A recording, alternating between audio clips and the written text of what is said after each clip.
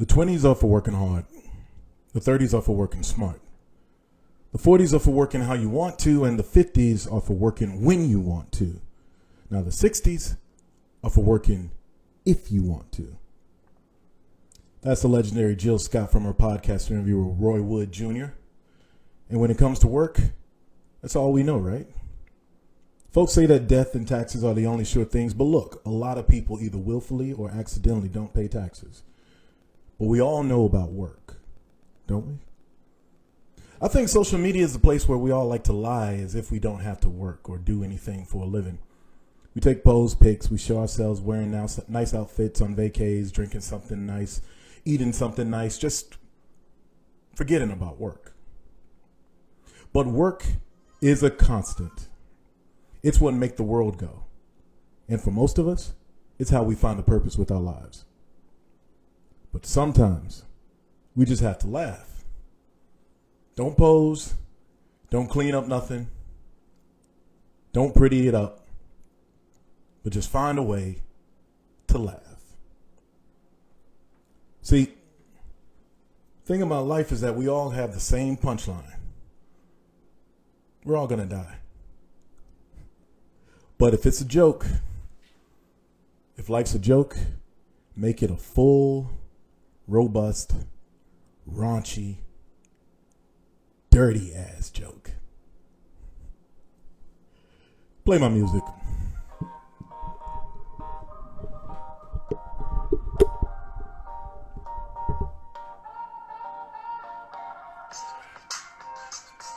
It's the Shawn Show, folks.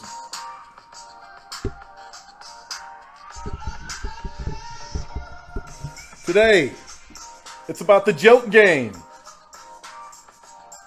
Featuring Tommy Taylor Jr., Angel Gaines, and Leon Scott.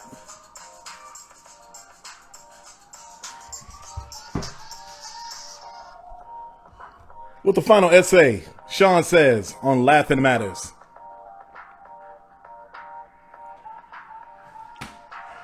Now we're going to bring Tyrone up in a second because that's my wingman.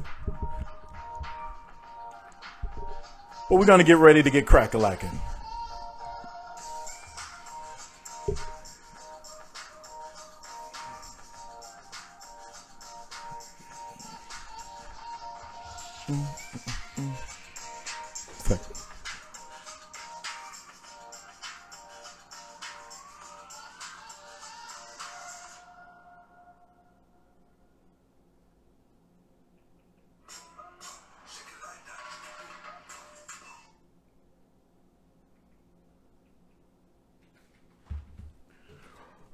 So once again, welcome to my show.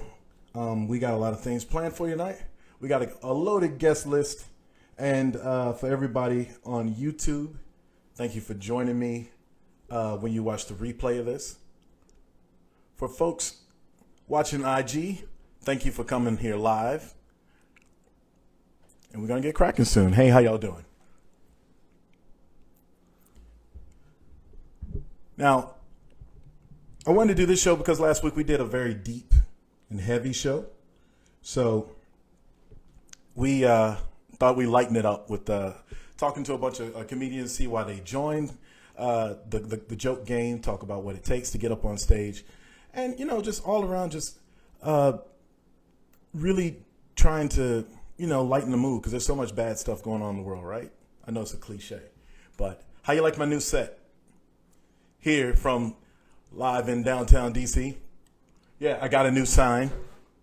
That's a little bit bigger. The crotch you looking at is of Jack Johnson. Sorry about that, but Jack won't mind.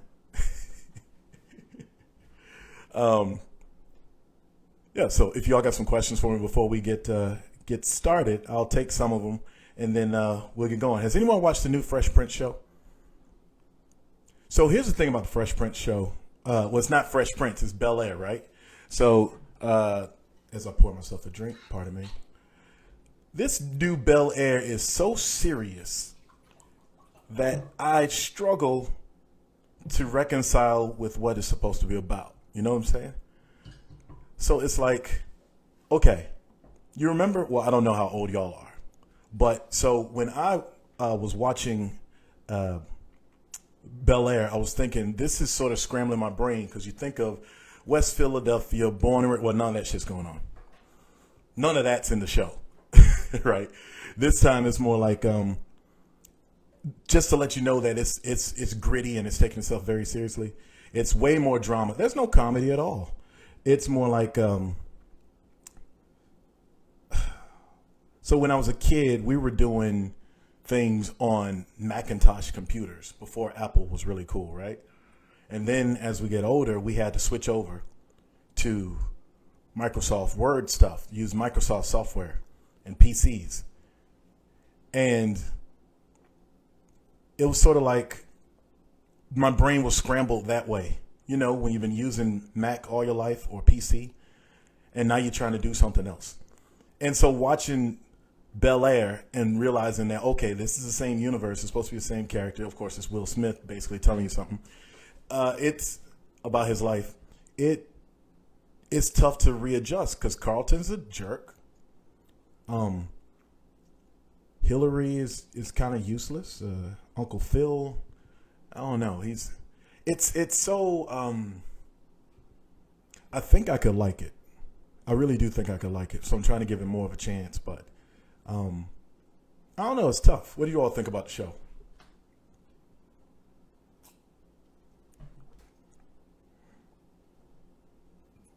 Yeah, he was a jerk before, but it's not.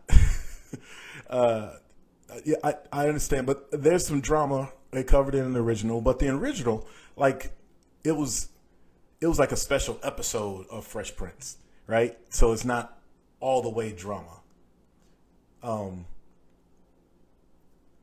Jeffrey is a little gangster in the show, but then like Jeffrey's like my age, and I'm not used to that either. Like Jeffrey's like 50 something, and it's kind of a trip.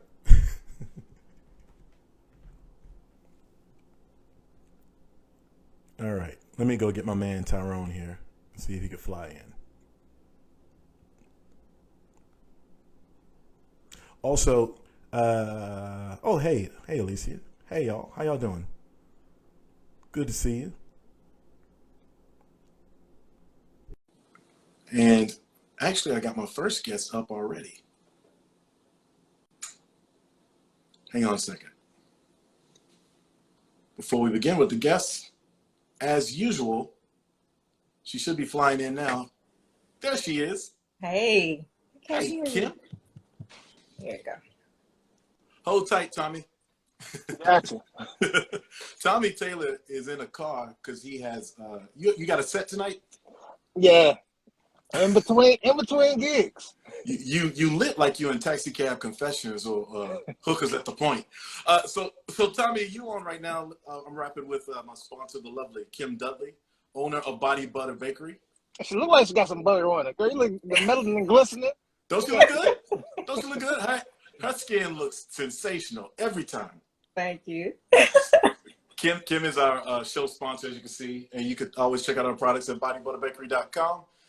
She even has some male products. I use the beard butter, and I'm shining as well. And I got a pimple, but it's not from you, Kim. It's because I've been drinking too much. I was just going to say, you ain't broke out yet. You all right. So what you got for us this week, Kim? What you working on? Did you get rid of all that Apple? I did. Within minutes, it's gone. So Within Apple, minutes? it won't be back until October. It's gone. Greedy ass fan base that we got. So what you got going on now? What you cooking in the bakery? The newest thing, which I haven't even dropped it yet, but coming soon. I don't have the labels. I've already made them, but mango margarita lip balm. And today is actually National Margarita Day, so that coincides with the discount code. Can I get a discount code? You can give a discount code. You want to give discounts? You're welcome to give discounts. What is your discount code? I'm about to punch it in right now. Rita, RITA. And it's 50% off until midnight Eastern. It'll still be a discount after midnight, but it won't quite be 50%.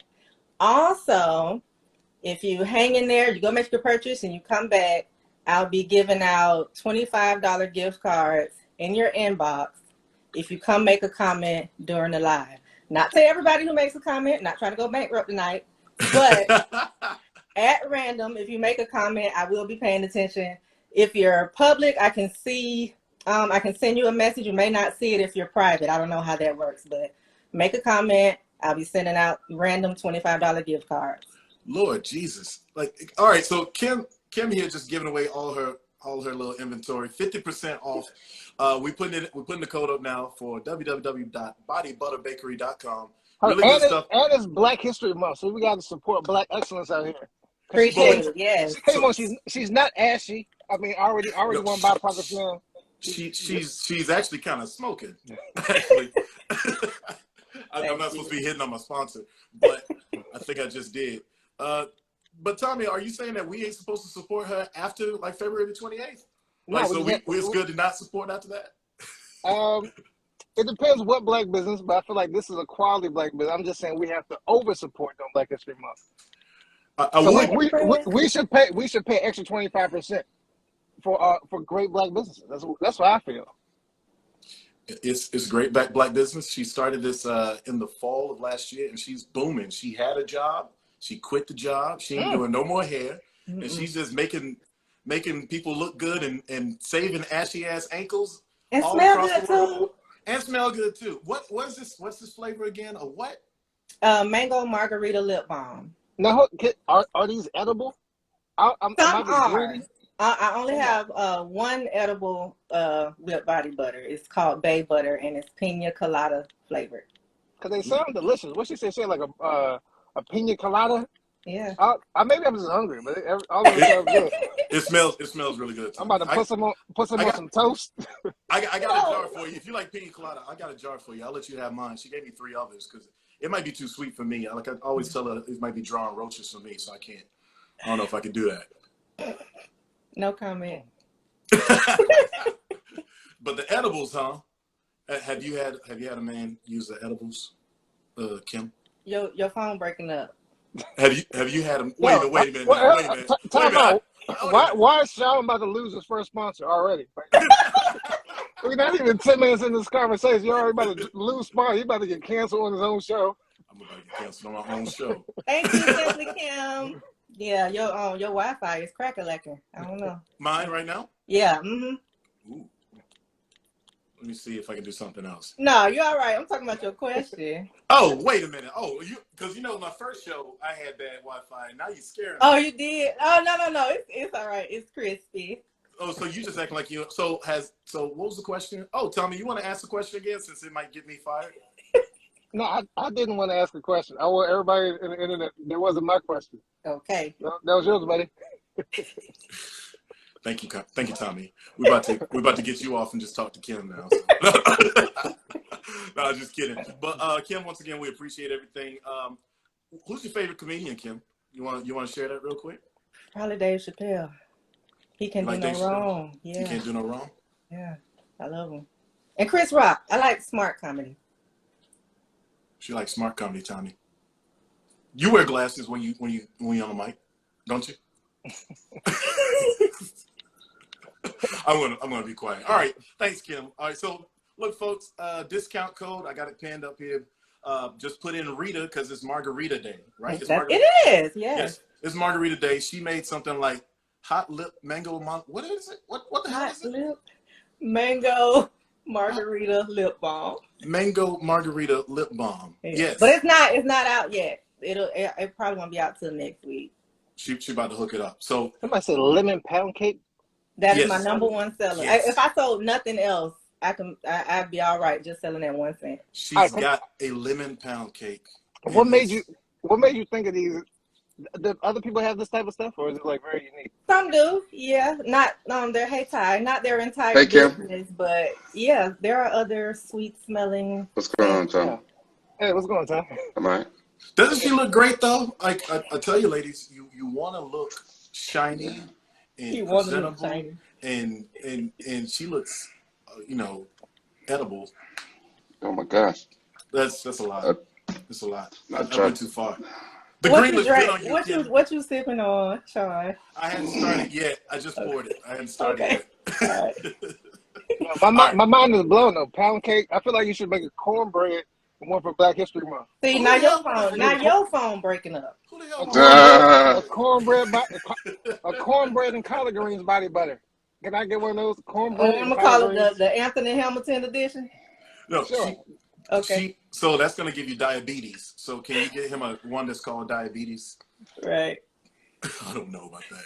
We're gonna let you go, Kim. Thank you so All right. much. 50% off throughout the show, and if you make a comment, Kim's gonna be checking the comments. She'll be randomly giving away $25 gift cards, and you're gonna need them too because this is a quality product. It ain't no $4 product, but it certainly is cheap and inexpensive for you tonight because you have 50% off. That's right. 50% off during the live, and there'll be another discount. It won't be 50% if you watch this when it's taped or in the re-airs. All right. Thank you, Kim, so much for all you do. Yes, and good to see you again, Kim. Thank you. You too, Ty. See y'all. We'll be talking to you soon. Thank you, Kim. Mm-hmm. So, Ty is on the show. That's my wingman. Tommy is in a car looking like a narc. What's up, Tommy? So tell us about what you got going on. Where are you right now? In a very shady alley right now. Down where I'm at. I'm actually down near U Street. So I got a couple shows tonight. So I'm bouncing around. But I had to come join my man, the Shawn show, and Tyrone. You know what I'm saying? We got a Pinot Grigio over there, brother. It's actually a Roscato. It's a sweet carbonated red. Jeez, speaking of diabetes, what the Yeah.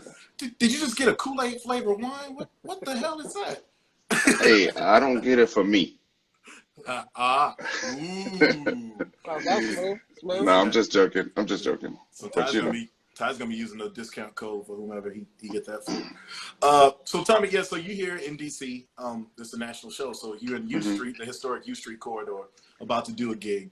And we appreciate you taking time out. Tell us why you get into the joke game and how long you've been doing it. And let's just rap a minute about your comedy. Yeah, been doing it for like over 10 years now. Born and raised here in DC, so that's where I started out doing my stand-up. But I travel all around the country, the world. I tour with Tony Rock, all over the place. And I do an amazing monthly show that you all have to check out called Almost Ladies Night. We do it every month at the city. Well, we're here in DC. We do it at the City Winery, and amazing. So it's a whole experience. So even before the show, you come early. We have a black-owned massage company, so you get complimentary massages. Not just the women, but it's for everybody want to get relaxed, get some stress off before the jokes, and it's just a whole vibe. So you gotta come check us out. Let's talk about this. Let's talk about this Almost Ladies Night. So what gave you that idea and that concept, and why is it Almost Ladies Night? That's a good question. So I noticed a lot of my shows. I always had a lot of female. I hate to say it. Well, I had a lot of women. Yeah, that's an adjective. Anyway, I had a lot of women that would come to the shows, and so I had an opportunity to do a show of my own. And I was like, somebody said, let's do a ladies' night, and I was like, almost, because I didn't want it just for women. I wanted to be inclusive for everybody. But and also, since I'm a guy doing something for women, we're always gonna mess something. Always gonna go wrong. That's why I call it almost. So I might not. I'm gonna be close to. I'm gonna try to get it 100%, but I might be. Some may falter here and there. You try to plan a perfect date, but then you didn't gas up your car all the way. You got all the other plans. So it's almost. So almost ladies' night. Almost Ladies Night. So something's gonna go wrong. Almost Ladies Night. So, but you say you have an affiliation with Tony Rock. Now, is that Chris's brother? Yeah. So Chris Rock, Tony Rock, and then Jordan is the youngest brother, and they all actually amazing comedians. So if I haven't seen the show, y'all got to check them out. Wait, they got a younger brother? Who's how is he? What is his style like? Is he? Because I've seen Tony, and we all know about Chris. What's Jordan like? Jordan is cool. He's eclectic. So he got a lot of different, diversity to him. But yeah, everybody's distinct on their own too. So it's a cool mix to see all of them work. So, what got you picking up a mic? Why you get on stage? Because I take it you had a regular job, right? Beforehand. Kind of. So my background is computer engineering, computer science. But actually, I never really went into it. So I dabbled, but I was kind of in the entertainment field. Mm-hmm. Now this is true talk. So often gigs come up in DC in the DMV area, and if I don't get them, then Tommy's getting them. But we're looking at the same gigs, and we actually got a chance to work together. When was that? Over the summer? Yeah. They wanted you to be the barber and me the customer at one point, I think. But then they realized that that ain't gonna work, because what are you gonna cut? So they made me the barber. So anyway, Ty, you got some questions for Tommy? Yeah, I do have a question. What is something about the comedy scene that we don't know about, that you know about? And then I have a follow-up question after that. I feel like we're back on the Ready to Love. I follow up question after. Yeah, we do. You had some Uh-huh. insightful questions on there. Hmm. Yeah. So what was the question again? What was the first part? So the question is like, what is something about the comedy Oh, the circuit comedy. that the public doesn't know? Mm. That's like an inside secret that you found out and was like, oh shit, this happens like this? Um. Let me see. Oh, so I guess like the first thing that comes to my mind is a lot of comedians aren't very nice. Okay. So I don't know, like have you gotten into a run-in with a comic where you about to fight somebody? not personally. I've seen a couple of things, but you would think I don't know. When I first started coming, I felt like all the comedians just like just really funny, like enjoyable people to be around. But there's a lot of like, and for different reasons, sometimes bitterness and like this mixed thing. So it's an interesting mix. So it's not like just a happy-go-lucky people there. And then I guess as they say, comedy comes from pain a lot of times. So like a lot of people are really dealing with stuff, and you're like, yo, Mhm. they were being for real. Yeah. So What's your follow-up, Ty? My follow-up question, I ended up asking the follow-up question, and that was going to be the big misconception about, the comedy circuit, that we're unaware of. But it seemed like you answered it a little bit, that the people aren't nice. The other thing is like, what keeps you going? what keeps me going is just like, man, so much to talk about. I mean, we all go through like so much every day. I think like friends like COVID was a great like unifying experience because we all like kind of experienced a lot of similar things. So, but there's a lot of nuances like in everything. So being able to like pick things apart, like and put your Hmm. perspective on it, Hmm. it's cool and it's fun. And I love, in person, I just love like making people laugh. God You know. damn it, Sean. How does it affect your relationship? Your Oh, relationships? mm, that's a good question. I feel like because you kind of like you got bill collectors calling the show. What's wrong? Uh, No, not bill no, collectors. Uh, are we Go, go, getting go, go, go, are go, we go, getting go, go. canceled? No, we can't get canceled on a free show. is it even possible? Like with so many tour dates and travel? I mean, it's possible. So I do feel like it takes a special person to like be in like a relationship. So you have to be like I think, a strong woman, because you have to like be out like gigging, but at the same time, you are always feel like you make time for what you Uh-huh. want, make time for what you want, and so. But there's still like a balance. I mean, you're doing stuff during the day. You have to be out at night. You have to write. You have Uh-huh. to Now have I see on. Tommy around with some So bad that's what I women. was gonna ask. Yeah, like we Yeah, saw him. He had a, I a didn't see nothing. bad. You a lie, Tyrone. You saw I didn't everything. see. I didn't You, see nothing. Tommy, I don't. it seems like I comedians don't. get I don't some. know nothing. I didn't see nothing. What is it about comedians that draw the baddest women? I see JB Smooth spitting all over the mic everywhere, but he's got a hot girl. Yeah, he's Said got been a married hot for a while woman. though, right? Steve Harvey keeps getting hot women. Like what's about comics getting these bad women? What's up? I don't know. We just keep it real. That's you have. I think women do like You genuineness. say So I keep think it. no, for real. But you got to be authentic, be genuine. I think comedians do that, and then everyone likes to laugh, but also that becomes a problem. Because then sometimes you like too much on joke. Like, can you ever be serious? Like, yo, you say you wanted a man to make you laugh, and now I make you laugh too much. So it's a fine line. Wait, so the rest of us is like keeping it real going wrong? Is that what you're saying about the rest of us? Because we can't get no women like Yeah, comedians get women. yeah, man. I'll be talking about bodybuilders and. Hey, that body butter is banging, by the Yeah, way. man. What's up with that, Sean? I Oh, tried to save it, but I came in like 30 seconds too late. ah, I love Hmm. my sponsor. Okay. I mean, I could understand how her beauty could catch you off guard. You might slip up here and there. She's a beautiful woman, though. I mean, you just look at her, and But you know, there's more to it than beauty. yes, I mean, You gotta focus on the mind, brother. she's no, I'm not just focusing on the mind. I mean, she's smart, I she's know you're not. creative, she's enterprising. Hey, why are we talking about Kim like this? Let's get back to you, Tommy. Speaking of women, weren't you on a reality show, Tommy? I Wasn't that was. you? Wasn't that me watching the show? Wasn't that show on ABC? Wasn't that you on a show called The Proposal? Yeah, I try to forget about that. But Hey, no. What? see that, Tommy? We ain't the only Let ones. me go Go research ahead. that right now. Get on the Google box. I'll play Axel Foley music while you do the time. Boom, We boom, talked boom, in boom, my boom, Okay. writer. boom, I boom, said not boom, to bring that up. boom, boom, boom, boom, boom, boom. Oh, my Oh, bad. we're supposed to not bring that up. Oh, But it's on the Google box. The Google box says it. In my writer on my contract. We were supposed to talk about other things, comedy. I, We're I supposed think to, it. I think it was comedy. we're supposed to talk about that vest of yours. Weren't you supposed to? Weren't you supposed to propose on that? Did you propose on that? I don't know. It's on Google. What was the premise of the show, Tom? So, be honest. So I've always really enjoyed reality dating shows ever since I was a kid. So like Blind Date, I know you remember that show. Mm-hmm. Eliminate, like the Fifth Wheel.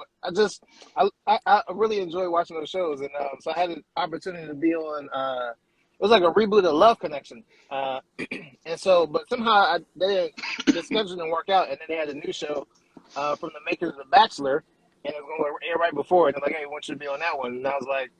I don't know, but it was called The Proposal. So, like, the way they pitched it to me was, it was like, all right, well, you can propose. what? Uh, you like, it's a dating show, but then you, at the end, like, if you make it to the end or whatever, like, you propose something. Like, you could propose to go on a date, go on a trip, or something like that. But as you guys probably know, when your producers kind of finagle things certain ways, so you end up like they end up kind of pushing an actual proposal.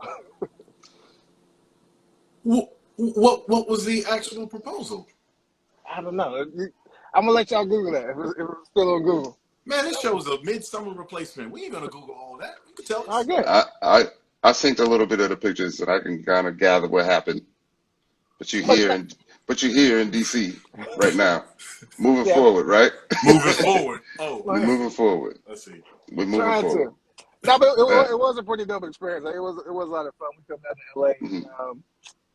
studio audience and everything. But yeah, it was interesting. But I it went a little different than I expected. But it's still. I met some great people. Everyone I met there was still like really cool. And yeah, Good. That's all that matters. That's how we feel about our experience. We met some great people, and we kind of cool. Yeah, he all right. He be drinking. You don't know what he gonna say when he drink though, but other than that, Yeah, y'all he hey, welcome. cool. so it Yeah. need to be from your season last. I seen like there's some little like beats from different people. You don't have to name no names, but the certain squabbles continue after the show. That was the shit. Yes. Wasn't it? Yep. Oh, Mhm, Ty Simmons. Ty wasn't gonna spill mhm. no tea. I'll spill it. Shit. Yeah, I, unfortunately, there's just some folks that just that ain't cool people with each can't let other. shit go. But we cool. So you see Shawn and Ty, we kicking it. So that's my wingman. Okay. And I got a question for you. Let's get back on the comedy thing. So you sort of touched on this a little bit. How do you find your material, and what type of comic would you say you are? Do you have someone you can compare yourself to? Because if I'm correct, you don't cuss in your comedy. Is that right, Tommy? Yeah, Or- that's right. yeah. Um, Now, Ah, how tough is that to not be a cusser? for me, it's pretty easy, I think. 'Cause I don't curse in real life, so like when I Mm-hmm. was doing comedy, I was like, I want to be authentic to who I am, and so I think sometimes like making jokes are easier to some stuff is funny and like it's easier, but it's just me. So like when I was developing my material, my style, like I wanted to like be true to that. I do. It does seem like it's hard because a lot of comedians can't do it, but also like, and as I've grown, it's really cool to like just be able to perform with anybody. people who are like curse, whatever, talk about any kind of subject matter, and I still like rock, at the same level, and then people never notice. Like people, come and say, "Oh, that you didn't curse," and so a lot of people don't even realize it until like later when somebody tells them. So I think that's like that's kind of the biggest compliment to me. Is like I can still be real and be raw and That's what's up. and do it my way. That's what's up. Yeah, one of the greatest comedians I think of. I Allah immediately think of Sinbad. Sinbad was crazy funny. And Still is, and Cosby. But we act like we can't mention Cosby no more. Yeah, you're really he's trying to funny. get canceled tonight. You're really trying to get There's canceled. another. But he was funny. I mean, No, he I was. ain't talking about him like dope. No, Cosby was one of my favorite comedians. That's still so. Yeah. Honestly, I separate. It's weird to say, but like I separate like I can own like the comedy and good stuff he's done. Also although the bad stuff, we're going to keep that there and not dismiss that. But he was a brilliant comedian on his own. Black folks do that all the time, though. R. Kelly existed. People act like, well, yeah, all of a sudden the documentary come out. I didn't know R. Kelly messed with. Yes, you did. Everyone knew that. So and black folks look the other way or all the time when it comes to other stuff. So we can acknowledge his greatness as a comedian and storytelling ability. And speaking of, since it was President's Day yesterday, like a lot of our presidents did bad things to women and black women and owned slaves, and we have a President's Day, which is crazy. Wow. And it's on dollar bills. Tommy, what's your favorite city to perform in? Actually, I had DC. DC is a great city because it's such an intellectual crowd, diverse, and like I have a bit about like the women here too. Like I think DC has like the best women because they're beautiful, intelligent, smart. They're GS95s. Like it's hard. It'll make it hard to leave, don't it? Yeah, but and so you can talk about a range of things. Like everybody knows what you're talking about. It's just a dope city, and it's a great like intellectual black people here. Yeah. Along everybody else's diversity. So I think it's one of like the best cities to perform in. It's a great comedy scene because like legends Dave Chappelle, Tommy Davidson, Martin Lawrence. You got cats like that from DC. Yeah, I think DC has like it's like the comedy mecca, and it's overlooked for some reason. But think about all the greats, and like there are a lot of people you don't even know that like are from DC, like Wanda Sykes, Patton Oswalt. My girl Yvonne Orji, she's on Insecure. It's just name that list. Like there's so many big Dominique, on and on and on. There's so many like great comedians that come from DC. There's something about the water here that like really cultivates like a very well-rounded comedian. Now, when you see some people get up there and they kill it, and then you have to get up there after them, how does that make you feel? Or like, are you resentful? Or like what? Like you said, the comic scene, the comedic scene can be a little vindictive or mean or nasty. How do you take it when somebody's really on their game and you're next to go? How you I love it. I think it's like Steph Curry. You somebody scoring, I'm gonna come back and score too. And so I want and you're on the show. I want everyone to do well. And so like you just want to step your level up. And I think that's kind of the grind too. Like you want to be able to match and exceed like whoever is before you. And so it's a constant challenge and keeps you on your toes. So okay, so we got comedians now sort of branching out a little bit who are diving into controversy. Do you find it tough to do comedy with like it being so politically correct? Some people would say, Yeah, no, like I think there's a lot of political correctness out there, or a lot of censorship, as to what is funny and what's not funny. So how do you navigate the waters? I mean, you got the mic; people pay to see you. What do you do when you get up there? I think you got to be yourself. So I think that's one thing I love about DC is that even though it's like a very PC town, there people understand. So if you like give a perspective, so I think the part of the thing is like when you're, somebody may say a word or say something that like offends people, but then if you have a perspective, I think people own that here. But it's tricky when you go different places. Like even you just say the word Trump down south somewhere, like people like are very vehement. So you have to navigate like every crowd. So I mean the basic thing is like being in front of the audience is like knowing your audience, right? And so I think it is a lot trickier these days because like there's so many like hot topics and things that like really because like even saying like you just said Cosby, like saying that like gives people an emotion now. And so like some people just hate. Like I randomly I texted a friend of mine. Well, somebody I just met. It was a fairly new meeting, and it was a GIF, a GIF. I forgot how you say it. How you pronounce it? But it was an R. Kelly GIF. Like it was just silly, and but I think they got offended by it, and like I didn't even think about it. It was just pop. I typed something in, like I was the person that popped up, so I sent it. And but it's that's the kind of vibe. Like some people get like really emotional about certain things. You say a certain word, say a different way, and you may not mean it. The intent may be different, but so I think these are all things you have to watch out for.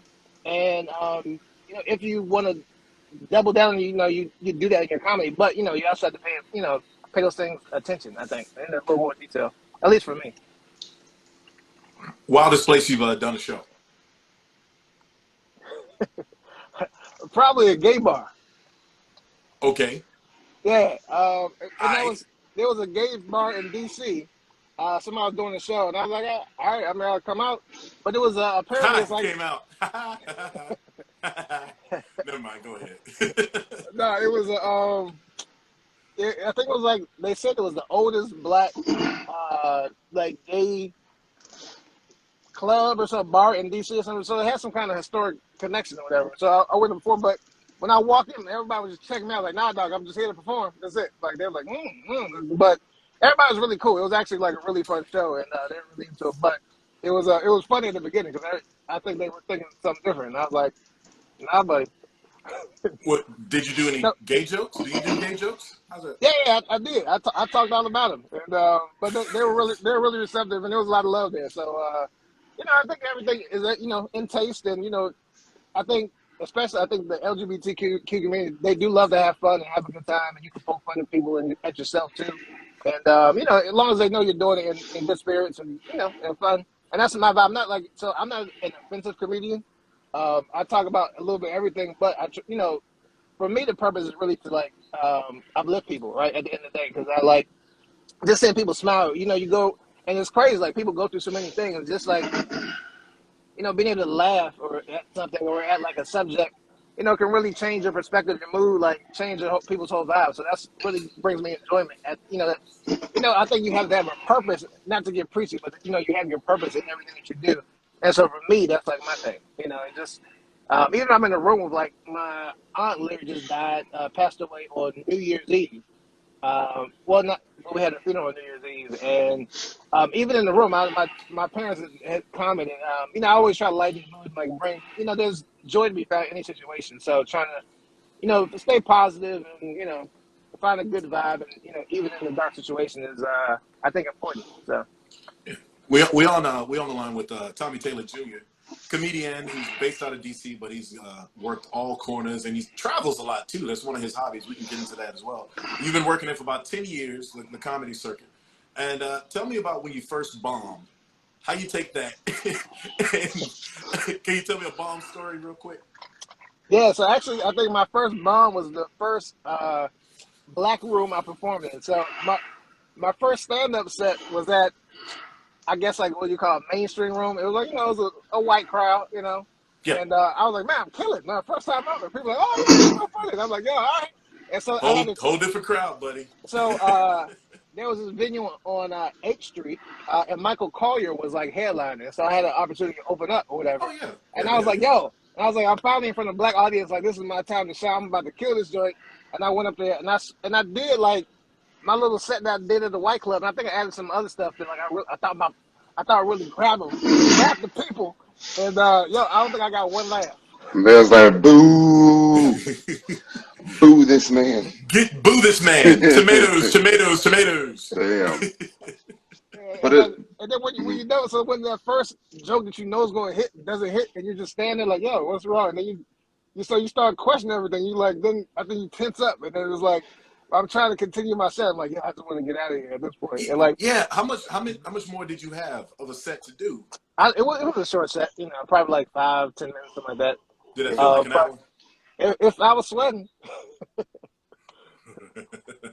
But more importantly, I was like, yo, how's this stuff not hidden? Because like it was hidden the other day, and so that's the thing about comedy, and it's a beautiful thing, like to understand like crowds and just be able to, Mm, especially for a black crowd, it's not even just what you say, but how you say it. Like you have to, mm, they want to show, and so you have to like you just can't be able to, hey, you got boom, boom, boom, but you got to perform, and so but that definitely helped me get stronger, and that ain't happened again. Did you take any mhm, improv classes to get your start or what have you, or like stage classes? I remember you came to my one man show. Still appreciate that. And I had to Yeah, do all four. I did four characters. Some of them yeah, were that was comedic, some of them weren't.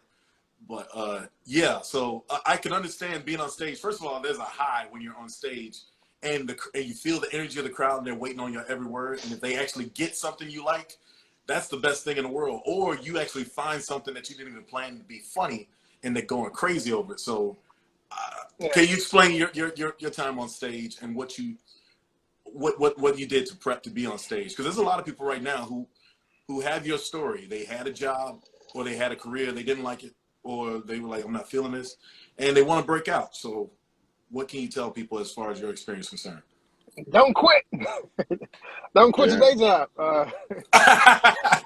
Don't quit. I thought he's like, yeah, don't quit, don't give up. No, don't quit your day job, sucker. Yeah, that Yeah. makes sense. Yeah.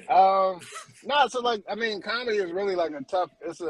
Uh, I think it's one of the hardest art forms to be honest, because like it's ever changing. Like you can paint something, you can put up in the, people may feel a different way, like every time they see it, but it's pretty much the same. But like with comedy, like every night you have a different audience, like different waves of cinema going through the country. So like it's you got to stay on top of it. And it's like something you really had to work on. So back to like dating, like you had to be out performing. Like even Chappelle, he's out like every night, like doing like hour, 2 hours, like sometimes mhm, more, just working out material because you had to craft it. And so so when you're performing, it looks natural. And there are a lot of natural things that just come up, but you want to build that set. You want to build your material, build your comfortability, all that kind of stuff. But it's a never ending process. So, um, and So then so what new material are you working on now? Can you try some of it on us? Or I know it's a cold audience. It's cold, so no one knows. Like someone instead of laughing, they have to type in LOL or whatever. But you know what you now got. I know probably it's tough. Flat I'm not footed. gonna try no new material out, y'all, but y'all but come you, to a show. But nah, like yeah, I'm sure you have a go-to. You have like a go-to set or a go-to, Bit. um, yeah. Like if you know that you might be struggling, do you switch it up and be like, all right, let me pull out the bangers right now. now I mean now like I think I'm in a in a stage where like you don't really struggle too much, but Hmm. I think for me it's all about the challenge. You want to challenge yourself. Like I like to talk about different subjects. Like was Black History Month talking about that. Um, yeah, a lot of different nuances like politics. Dating's always a big thing. Very relatable. Um, yeah, I don't I'm know. I'm curious because it is timely. What is your take on Black History Month? Like, is it more funny that white people don't care, or black people like are all in on 1 month of Black History? What's your take on Black History Month as it exists? Uh, I mean, it's my favorite holiday to be honest. I love Black History. I love celebrating our people. I do feel like sometimes it gets a little too much. Like I don't know, they start remaking movies now, like Hmm. that don't need to be remade. Putting like black characters like Annie. I know. I was watching. Yeah, They have a remake of Annie. Well, they had a movie a while ago, but they had some on TV the other day. Like it was a Black Annie. I was like Annie was yeah, like a poor white struggling orphan. Like let her stay white. We don't need Well, no Black Annie. yeah, well, the last Annie, yeah, on NBC, that girl looked like Esther from Sanford and Son. That was the oldest 8-year-old girl I ever seen. That girl looked like she has an ex-husband named Arthur. I mean, that's an old ass little girl. Like she didn't look like Annie to me. And then what was it like? She looked older than Taraji P Henson, who was like the school mom or whatever she was in the movie on Uh, NBC, right? yeah, Uh, it you was talking on about the NBC. movie or the show? no, they It was did like a live Annie live on NBC. I like to see poor white people struggling. They should have kept her Uh, white. That was a close thing we had to white slavery. That was she had a Negro spiritual. A white good times. That I see. That's what I feel like we need more of in Black history. We need to see more depictions of white people struggling. So like I started watching The Handmaid's Tale on repeat. I was like, yeah, these are white slaves. I started watching like the original Annie. The sun will come up. Tomorrow. That's a white Negro spiritual. The sun will. Give me more of that during Black. I want to see white people struggling. If there are any white people, I'm sorry, but I want to see y'all struggling during Black History Month. So you want to see more white people struggling during Black History Month? Yeah. This Black History Month, because this white girl can't get nowhere. All our movies that we see, because like you start watching Netflix, they got the Black History collection now, like strong Black leaders. But it's always like movies of us struggling. We got like Lean on Me, The Color Purple. Like I want to see like struggling white movies, man. Like they had Moonlight. Was an Oscar winning movie. So I remember during that year they had Wow, Moonlight. that got me shook. He didn't choke on his cheap wine. His Ripple. It's talking about Black History Month. That's Sanford & Son. He's drinking Ripple right now. Ty's choking on his Ripple. What were you talking about, Moonlight, Tommy? No, I was just saying like all our movies would be struggling. So like they had I remember that one year they had Moonlight and La La Land were the two biggest movies out, like up for Oscars. And like Moonlight again, it's like a movie about like a young depressed like gay Black man trying to struggle through life. Moonlight, La La Land was like white people dancing around the city. Like dog, why can't we have like La La Lanta, like niggas doing TikTok dances in Atlanta? Like we that don't rock La La Lanta though. It's the whole movie. La La Lanta. AT Lanta. Oh boy. Someone said there's plenty of struggling white movies too. Yeah, like that Overboard with Goldie Hawn and Kurt Russell, where she was a rich woman and she was found by him and his dirty white kids. That was a funny old white movie. So that's a good struggle movie. Let's think of some more struggle movies while we at crowd. By the way, real quick, discount code is Rita because it's National Margarita Day. So because of that, put in Rita, RITA, and go to bodybutterbakery.com. You get 50% off during this live. If you are watching this on the YouTube tomorrow or on IG, the tape form, the code will still be good for, I think, less than 50%, but it'll still be good for a discount. All right. So, so we're talking about Black History Month. So you talk about dating. So what you got about dating? So did you watch any of our season, the entire season on Ready to Love? And if so, what do you think? Because it was DC, right? Yeah, so I did. I did watch it. I have a lot of thoughts. We know a lot of thoughts, so that makes two. Oh wow.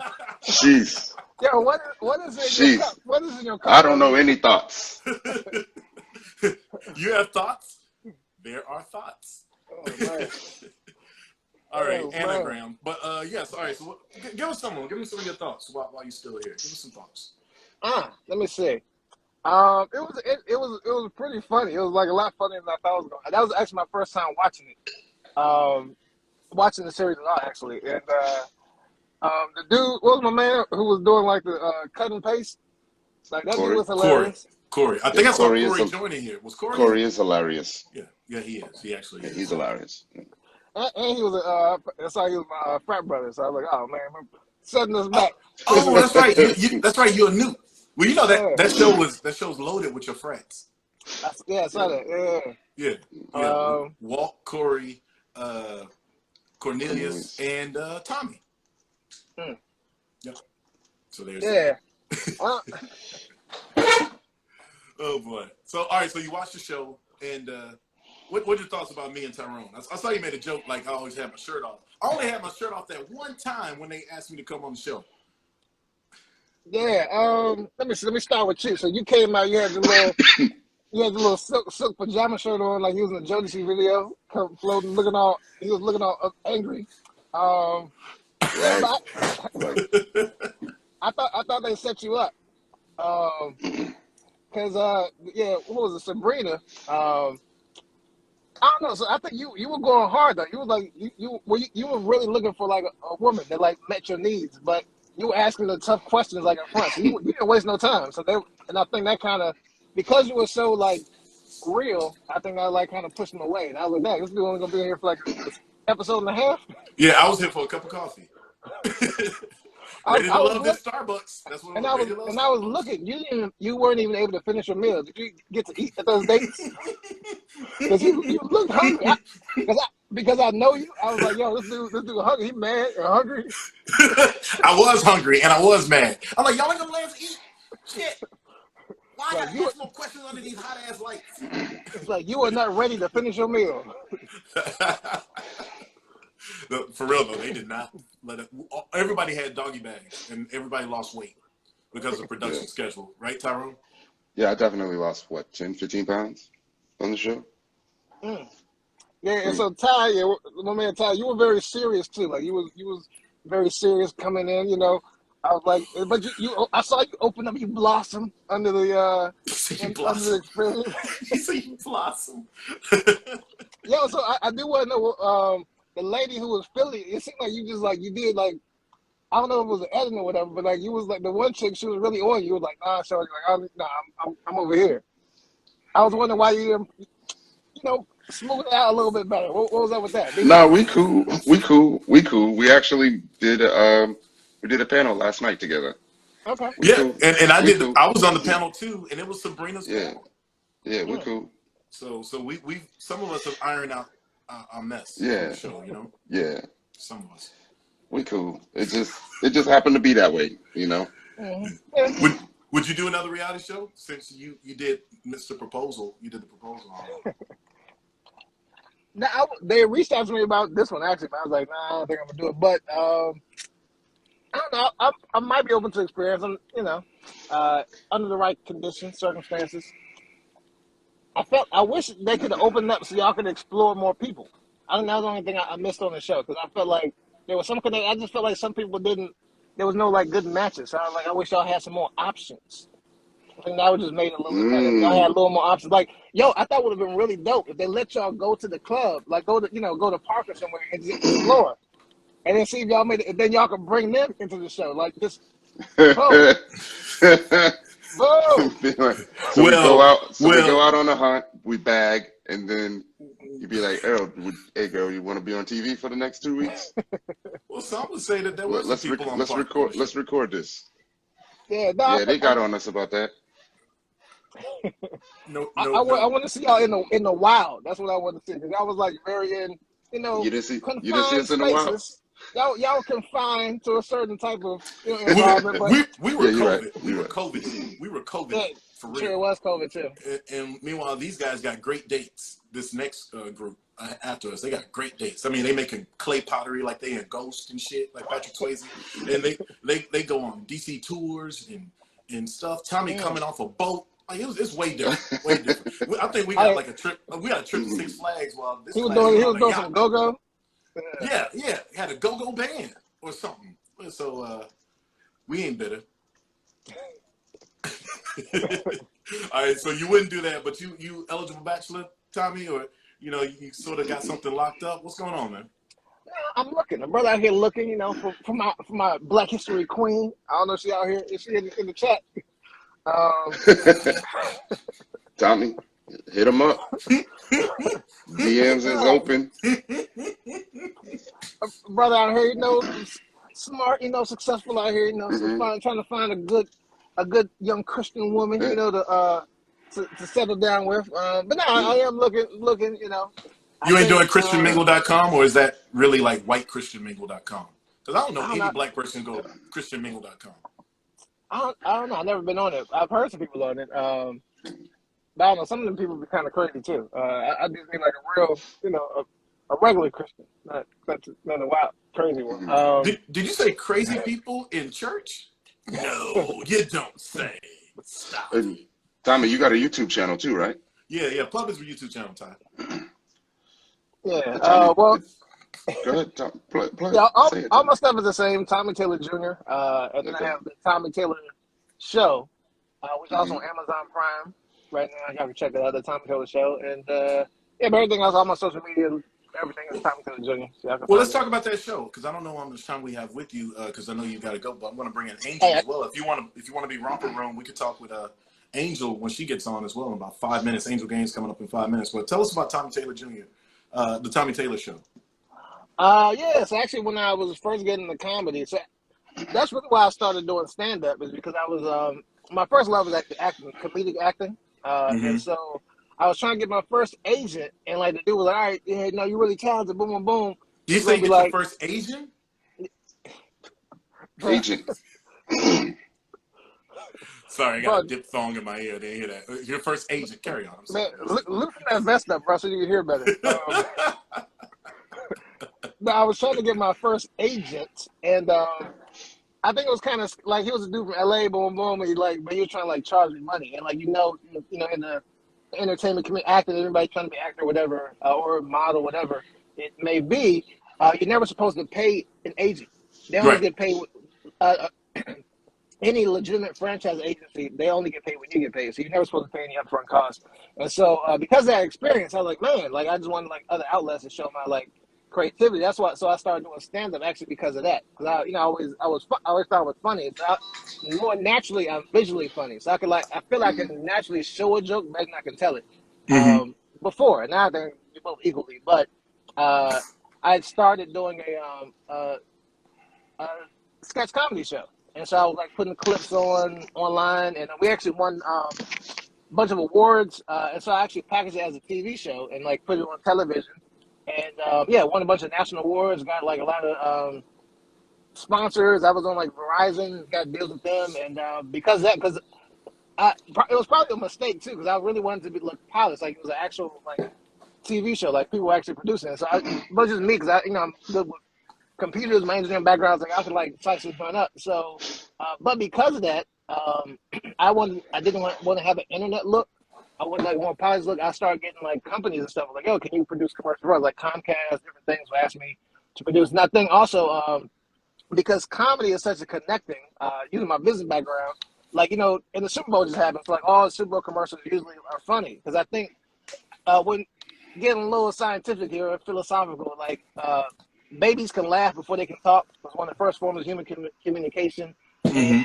And like when somebody laughs at something, it's like you don't think about it. It's just something you do. So I think there's like an intrinsic connection. So like business wise, Celebrate Black History Month with TripAdvisor. Sorry. Go ahead. My business technology's stupid. Go ahead. wise, like yeah. So like you have a funny commercial. It connects the audience to like the company. So I started like producing commercials and writing them, and so that kind of like created my production company out of that. That's your And Taylor so Creative outfit, right? Taylor yeah. Creative. And but that was all come from the Tom Tiller show. So we recently like repackaged some episodes and put it on Amazon Prime, and then we're gonna start shooting a new season pretty soon. Nice. Well, we're gonna take a break right here. I'm gonna give you all we have a sponsor tie. We have TripAdvisor as a sponsor. Did you know that? I do now. Yeah. So TripAdvisor gave us the sponsorship, so they want us to know about it. All right, I'm gonna have to run. I'm gonna go in the show, but I'm gonna come back on y'all. All right, Come Tommy, back, man. catch Yeah, up with you just come on back. Tell me when you're ready. a hot second. All right.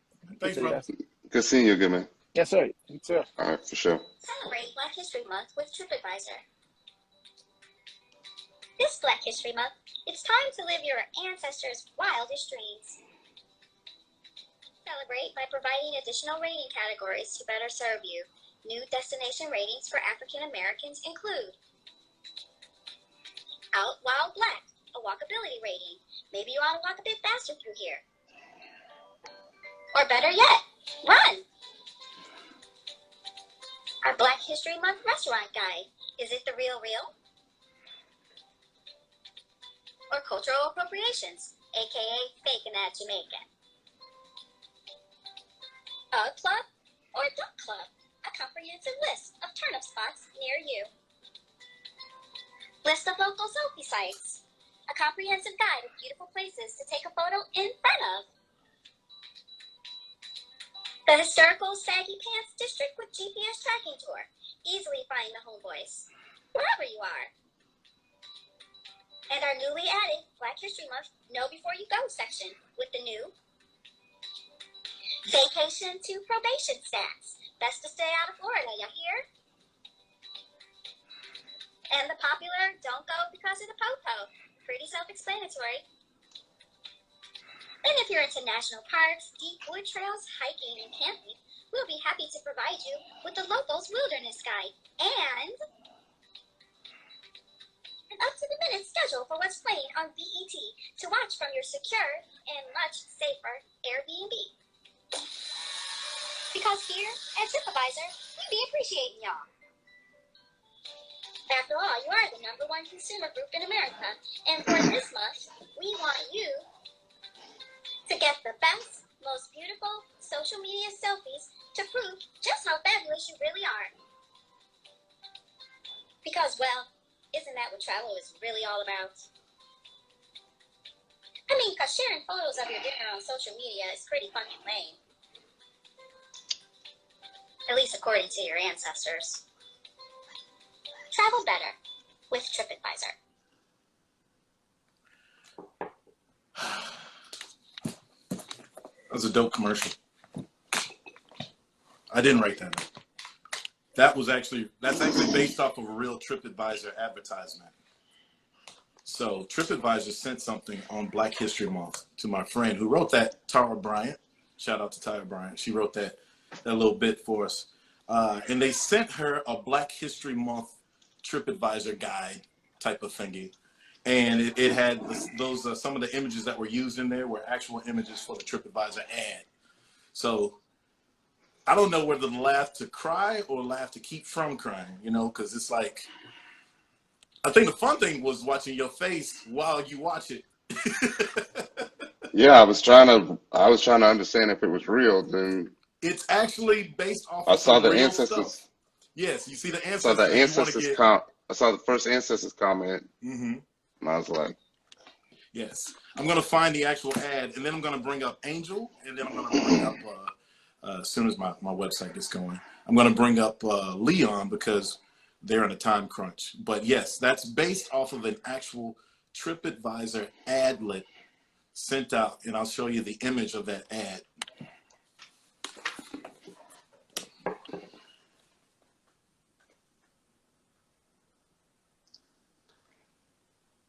So yeah, I mean, it actually goes further into some other things too, because this was sent to a real estate friend of mine, and it's like, man, that's kind of borderline racist. So she just made a spoof about it. yeah, I'm gonna just drink. Leon said that middle passage part made him fight in the air like boys in the hood. All right, so I'm gonna bring up my next guest. Angel Gaines is a University of Georgia alum. She is also a funny woman. She's out there in California and LA, and now I have to find her real quick. But yeah, y'all don't get mad at me. Like, get mad at TripAdvisor. We're about to bring in Angel Gaines though to get us started, and then we'll bring in Leon so we can have a little round table. But we want to get to know Angel first. Hey, Angel. Hey, you. What's up? Hey, girl. Hey, Angel. Gaines, Angel Gaines. Ty How you doing? Ty Wilson, Angel Gaines. Nice to meet you, Ty. Likewise. How you doing? Let me just have a moment. I mean, the last time I saw Shawn, like in your 20s, like we were young, ambitious. Yeah. You see all this shit? What was he like? What was he like in his 20s? I like these questions. Yeah. What was he like? Well, that's all the time we got for Angel tonight. So thank you, everybody. Good night. Yeah. Shawn says we'll be on YouTube. Good night, everybody. So, let me tell you, Shawn, do I have it out? No, I don't have it out. Shawn is so special to me because he used to write for the Red and Black, which was the college newspaper. It was independent and it was mostly white. It was all white. And I still have it. He wrote about my first major comedy gig. I was up for George Wallace.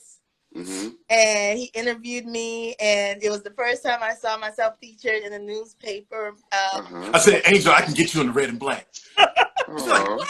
No, I just gonna do this little thing. Nah, Angel, we're gonna get you in the Red and Black. And that was a big deal because it was like school was 25,000 students, and the Red and Black was read by everybody. Everybody. And so he was my first article. But Shawn was very serious in school. He was very serious. He was a serious journalist. You know, he wasn't a dude. So he wasn't dating. What'd you say? Ty said I wasn't dating. That means he wasn't dating much. Well, I never heard of Shawn having like a playboy, type reputation. So I don't know. Maybe he had like one or two, but maybe I don't know, but all my women were like older than me. oh, okay. Yeah, You or they had already graduated or something. So yeah. or they worked for the university. Okay, got it. Not Weezy Jefferson old, just older than me, Angel. Shit. Oh, okay. So Ty, yeah, you'll be proud of your boy. It was a very outstanding student. University of Georgia will be proud to claim him. So Let me tell you something. Angel is so special because she would be so bold. You know, like some girls get on campus, they just want to be cute. Angel was naturally cute. Everyone loves Angel Gaines. Savannah, right, Angel? yes. Extra Savannah, extra Georgia, right? You know, there's ATL in Atlanta, and then there's Georgia. And Angel and I are from Georgia. That means not Atlanta. Right. There's more than place. And she'd be out there. She'd be doing this and doing that, and she's just a hustler and a grinder, and always kind of jokey too. But she'd get real serious on you in a second. Like, damn, is she about to get a razor blade out of her tongue or something? But funny. I mean, she legitimately opened for George Wallace. George Wallace, one of the great put-down comedians this side of Don Rickles. You know what I'm saying? And I see her pictures with her. I saw a picture of her on her site with Jay Leno. And I mean, you're working with all these great folks in LA.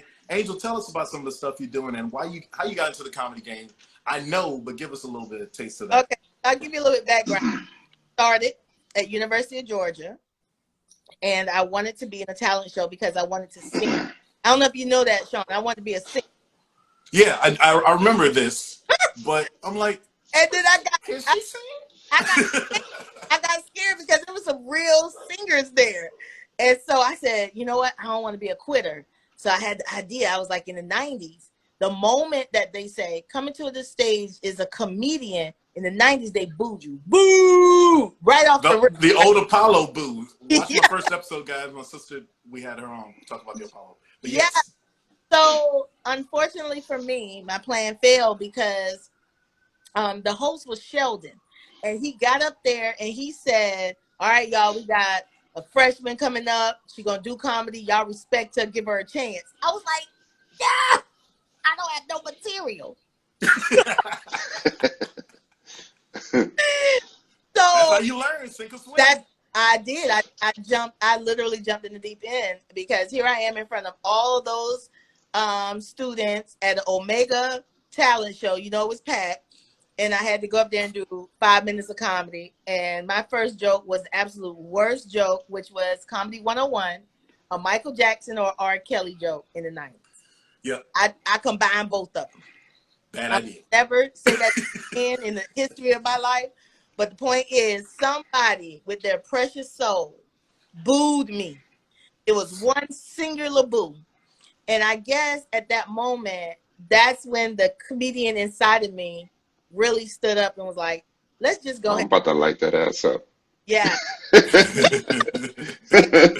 Then on. Angel's a good snap queen. She was really good at snapping, if I remember when I saw you. Angel was like, don't mess with me up here. I got this mic and this power.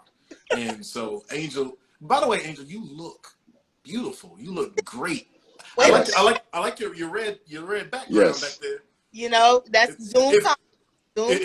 Is Compton behind you some shit? Well, we have no idea. Oh, you know what? I think you got some hate mail after this. No, don't hate me. Don't hate me. No, this is my little cover for my Zoom comedy show. It's nice. Usually I'm framed a little tighter, so you know. It's nice. That's what's up. Yeah. Are you got a YouTube channel? I do. I'm Angel Gaines on YouTube. I'm Angel Gaines on that. Yeah, at Angel Gaines. My website, angelgaines.com. Yeah, so yeah, that's awesome that we have these memories though, Shawn. That's crazy. Oh man, it's so crazy to see you from that.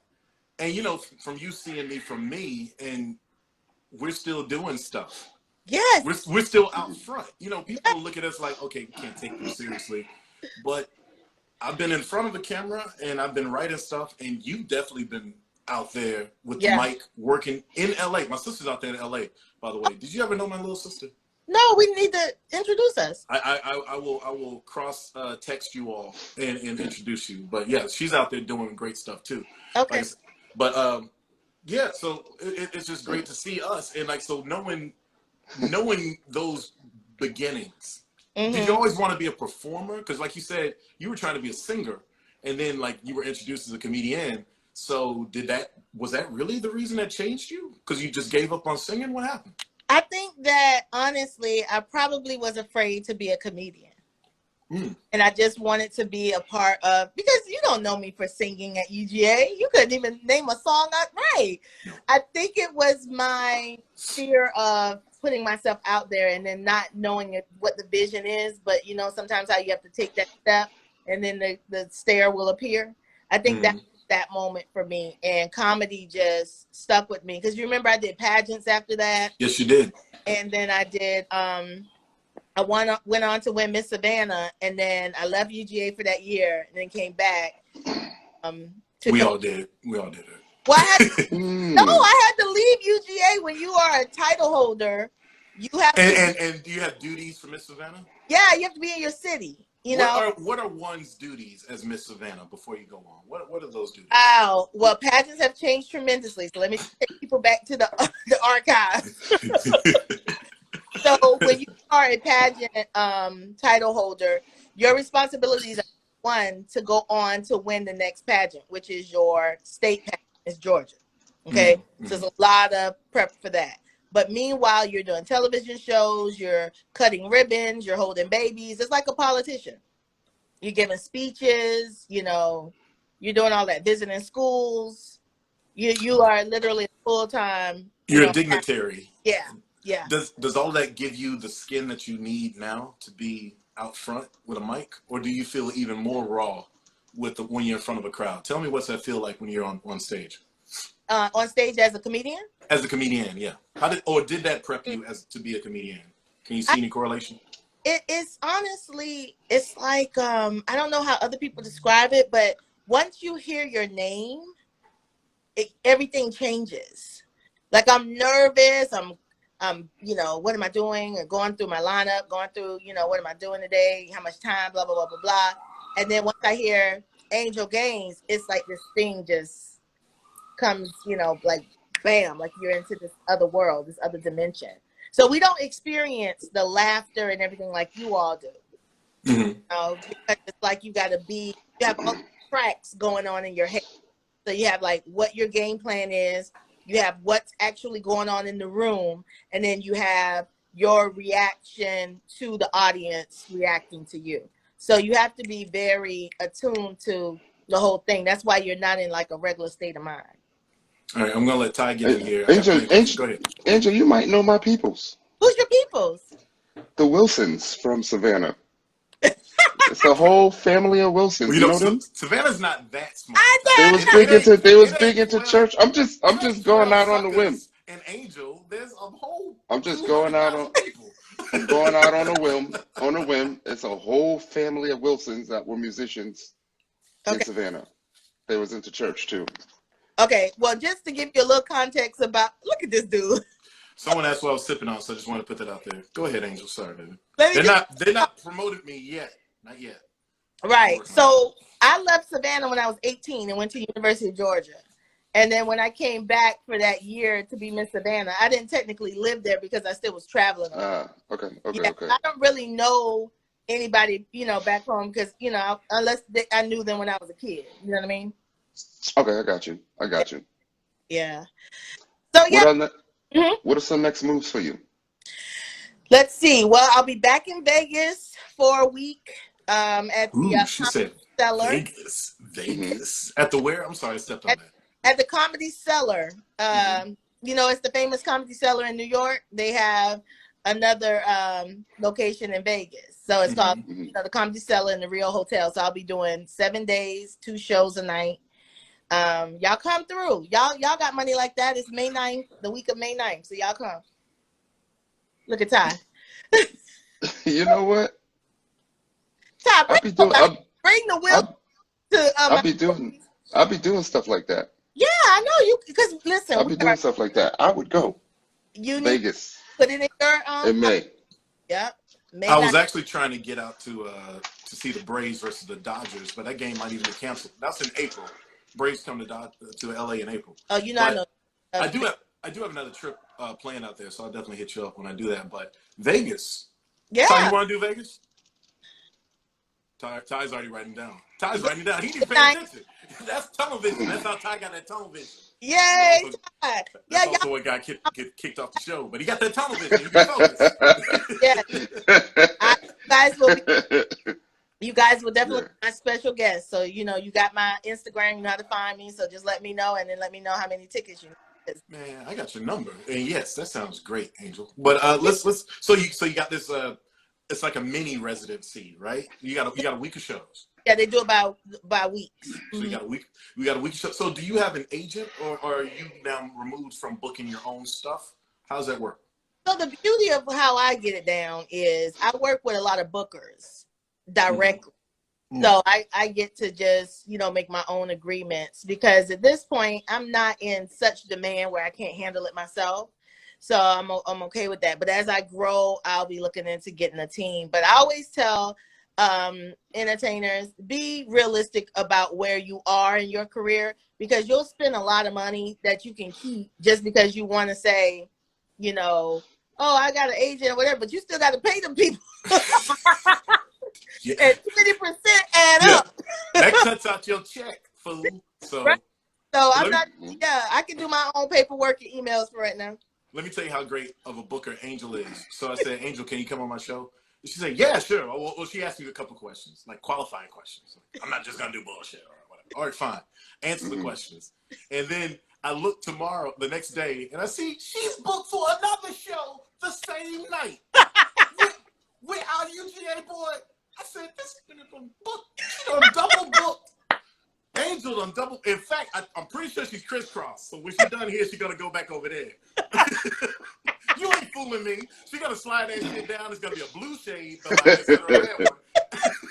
You ain't fooling. This fool done double book. Like, how's she going to pull this off? She didn't say anything either. She didn't tip her hand, tie, or nothing. So hey, listen. I talked to Poe. I had to talk to Arvell Poe. He has a show called The Indie Show. Check it out. It's around the same time, but that's why these things are taped. You can watch these things. And I said, look, this heifer done double book. So how are we going to manage her? So the trick is just to keep Angel on until she realizes that the time is getting close, and then see what excuse she come up with. See what she come up with. See what she come up with. About having to leave. I just hit the old dusty trail. Yeah. So what y'all getting into? What y'all about to do? Right. Vegas piece. Ty. Yeah. Ty, can you hear me? Yeah, I can hear you. Yes. Ty, Shawn. Yes. Shawn. Yes. See how I did that? See, that was gonna be like. We got what? See, it's acting up. It's acting up. Let me reboot. Let me reboot. The Negro is strong with this one. the Negro is strong with this one. First of all, I don't appreciate you dogging out my first national TripAdvisor commercial. I was in that, so. I'm just lying. But ain't that something, Angel? Like, that was actual marketing. So that was a parody that we did, but the marketing was so chintzy. It's like, hey, I guess they like collard greens and chicken, so we have a Black History special of fried chicken and collard greens. Like, it's just like there's no extra level of thinking on a corporate level about Black folks. Well, if you can get Jerry Rice to spin a chicken drumstick in a helmet.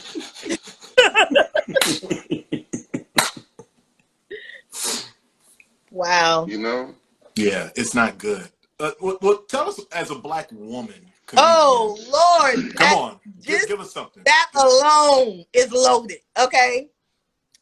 As can we just change that intro to as a Black woman from your perspective? Yeah. No, for you. Mm-hmm. For you. Like, what's it like? How you being received though? Like, cause like, you know, there's she's a big Black woman, so she's gonna talk about eating and girl, I need such and such. She's gonna talk about how her feet fit into the pumps, and she's gonna do big woman stuff. Or she's gonna talk about having sex, or what is?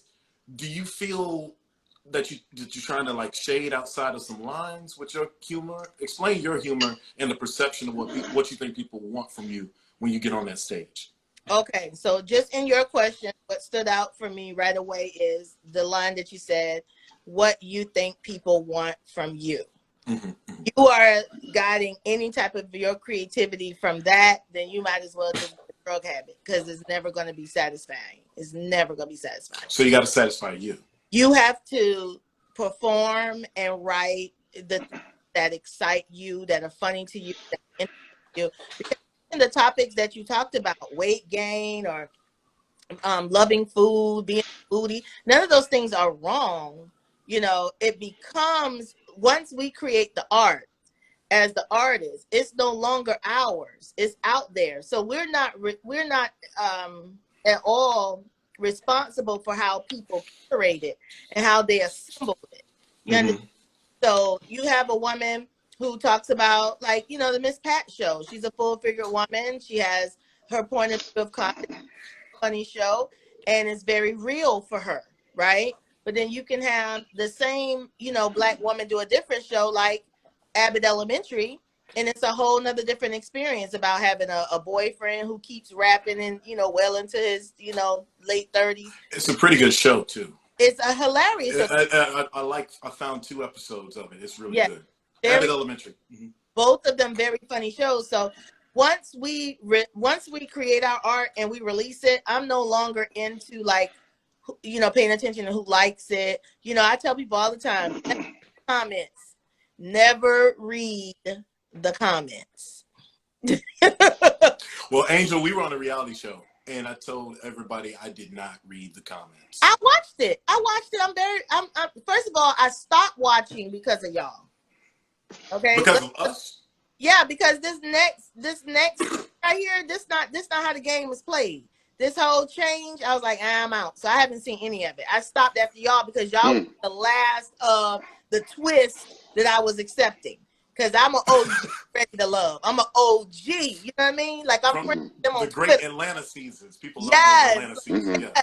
When it was still genuine. Like. Yeah, and when I saw y'all on it, first of all, shout out to Ty for being just a very even keel, you know, cool dude all the time. You didn't let them ruffle your feathers at all, and you was in some really tough situations where you could have gone real left. Yeah. Because everybody got that code. You know what I mean? You know what? Cameras, right? Shawn, I love your entrance. Because I knew you, and I knew that this is so far from you. It was the best. Dude, you have not walked in no room like with theme music, like, wow, here goes Shawn with the wind. Like, really? No. And see, so she knows me, right? So everyone's like, yeah, you had your chair open, your chest. None of that shit was me. I mean, it was me. We all my muscles. But I'd rather come out there fully clothed. I would have come out there with like a turtleneck and an overcoat. Right. Turtle is 95 degrees. I don't care. I'm coming out there looking like Paddington Bear. I don't give a like. Come on. That man. is your staple. Turtlenecks. I remember you rocking turtlenecks all the time. I still do. Yeah, he still does. But here's the thing, though. Shawn comes out, but we weren't shocked how they marketed you because we already knew you were a male model, and Shawn doesn't really get into the hype of it because we'll make little comments and sexually harass and whatever on his, like, you know, underwear ads and stuff, whatever. But he just kind of, you know, put a little smiley face and move on. So when they gave him the whole, you know, like you were, I think what happened was you were disappointing to the audience based on how they projected you because you weren't cocky enough. They thought I was gonna come in like an R&B singer from the '90s, rubbing my hands. Hey, girl. They thought you was just gonna be taking girls left and right. Yeah. Or is that girl cute enough, or do I want to date her? I was actually being like, I had a notepad basically in my mind, and I was using it, and like, oh, Shawn is actually using his brain. We don't like this shit. We need to get his ass out of here. All of your relationship deal breakers had to do with fatherhood, dude. You were the furthest. Yeah, I was the furthest from everybody else. The audience, I just want to be ratchet and dance all night. Well, we young lady, you and I are not going to. Yeah, y'all had some really challenging, but I said some challenging castmates, but I said that's what the producers wanted because they got to make a reality show. You know what I mean? And they had to make a splash in DC. It's about the market, generating the market. So let's get off of our stuff. Would you do a reality show real quick, Angel?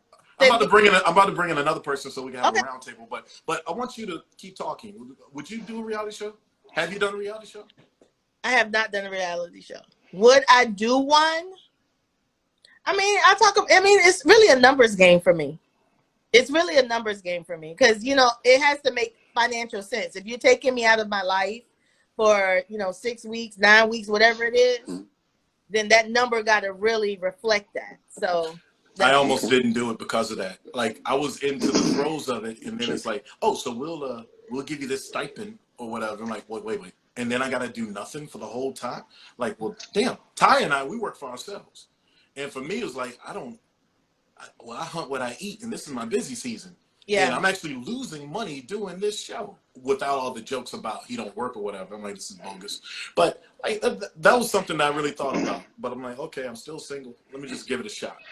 And so that's what happened. Well, let me ask y'all this real quick, too, then. But is there something really wrong with being single? Like, are y'all really not liking it? Because I love it. I'm good. We're not hurting. We're not hurting. I get lonely.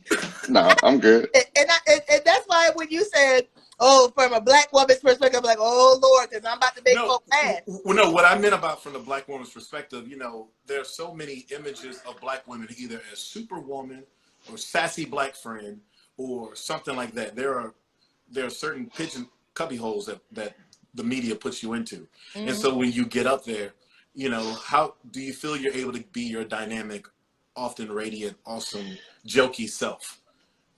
Yes, but the truth of all of this, as a comedian, I have to tell you that there's stereotypes. Hey, what's up, y'all? What's good? Hey, Angel, quick question. Do you have a type since we were talking about dating? Honestly, no. No, Angel. What's up, man? No. Yeah. I will shut up and wait. Okay. Yeah. I'll bring you in, Leon. But thank you for being here because I'm trying to be timely. Yeah, what's up, Leon? Go ahead, Angel. Answer Ty's question, and then we'll put Leon. I have a lot of types. I don't have a type. I'm more of a vibe chick. You know what I mean? Okay. I'm totally vibe because you can be the most attractive, and I've had this happen. You can be the most attractive guy in the world, and you just sit there with just nothing to say, or you can be the most unattractive guy that's trying to leave money and impress me with stuff. It's like a vibe thing. You know what I mean? It's like because I like to think of, if I decide to get into a relationship, because this is the thing I tell women all the time. There's a certain time period that I feel, let me disclaimer this. This is not Shawn's thoughts. These are my own, okay? No, that's okay. Go for it. There's a certain amount of time that a woman has that she really wants to be partnered, right? And in my opinion, it's when you cannot see your future, you totally taking care of yourself. So I tell people all the time, I'm at a point in my life where I've accumulated some really wonderful things that I'm not just willing to share with anybody. Like, I'm good, right? I think of a guy coming over here messing up my furniture. He gon', he gonna use my bathroom. He gonna, he gonna put the thing in the Keurig room. I got the upgraded one. I got you. Once you be using knives on my pots. Yes. So once you live in a very space, right. Right. It's hard to go, let me now integrate my life with someone else just based on, hear me out, just based on feelings. Because one thing I know about human beings, for sure, is that human beings are prone to change their minds. They do it all the time. And it may feel like love now, everything, and then 3 years later, he wake up and go, I never cross-country backpack cross Europe. I'm really compelled. I think it's called post. No, Ty. No, we're not doing that. We're not doing that this show. We can't say it. We can't say it. We're not doing that this show, Ty. We can't say it. We said it last night. I can't say it tonight. You can't say it. It's allowed, but say that shit in the overtime because you didn't have to finish it. All right, so we got Angel Gaines here. That's my UGA alum. We champions, by the way, Angel. We We what? national champions. We national We champions, are. right? I almost wore my UGA gear, but I said, I'm doing too much. No, So but you got the red back there, and you also represent the oops, right? okay, yeah. So we got Angel Gaines here, my homegirl from UGA. We got Ty Wilson, my wingman, and we're bringing up Leon Scott. What's up, everybody? He's like a collector of comedians. Because let me tell you, when I first met Leon, he had something going called What Grinds My Gears, and it was like an open mic grievance session. So you get up there, and it was based off of the whole Peter Griffin's like skit What Grinds My Gears. Is that right? On That's Family Guy? exactly. I had a DJ. Yeah, so I Yes, had a and you DJ. had a DJ. Was it DJ Yeah. Roz? Yeah, DJ Roz. Yeah, Roz would spin, and then every 15 minutes he played an instrumental. And I let folks go up there and just rant, and like do funny rants. And usually they were funny. Every now and again it would get real, and I had to like cut somebody's mic, But usually it was fun.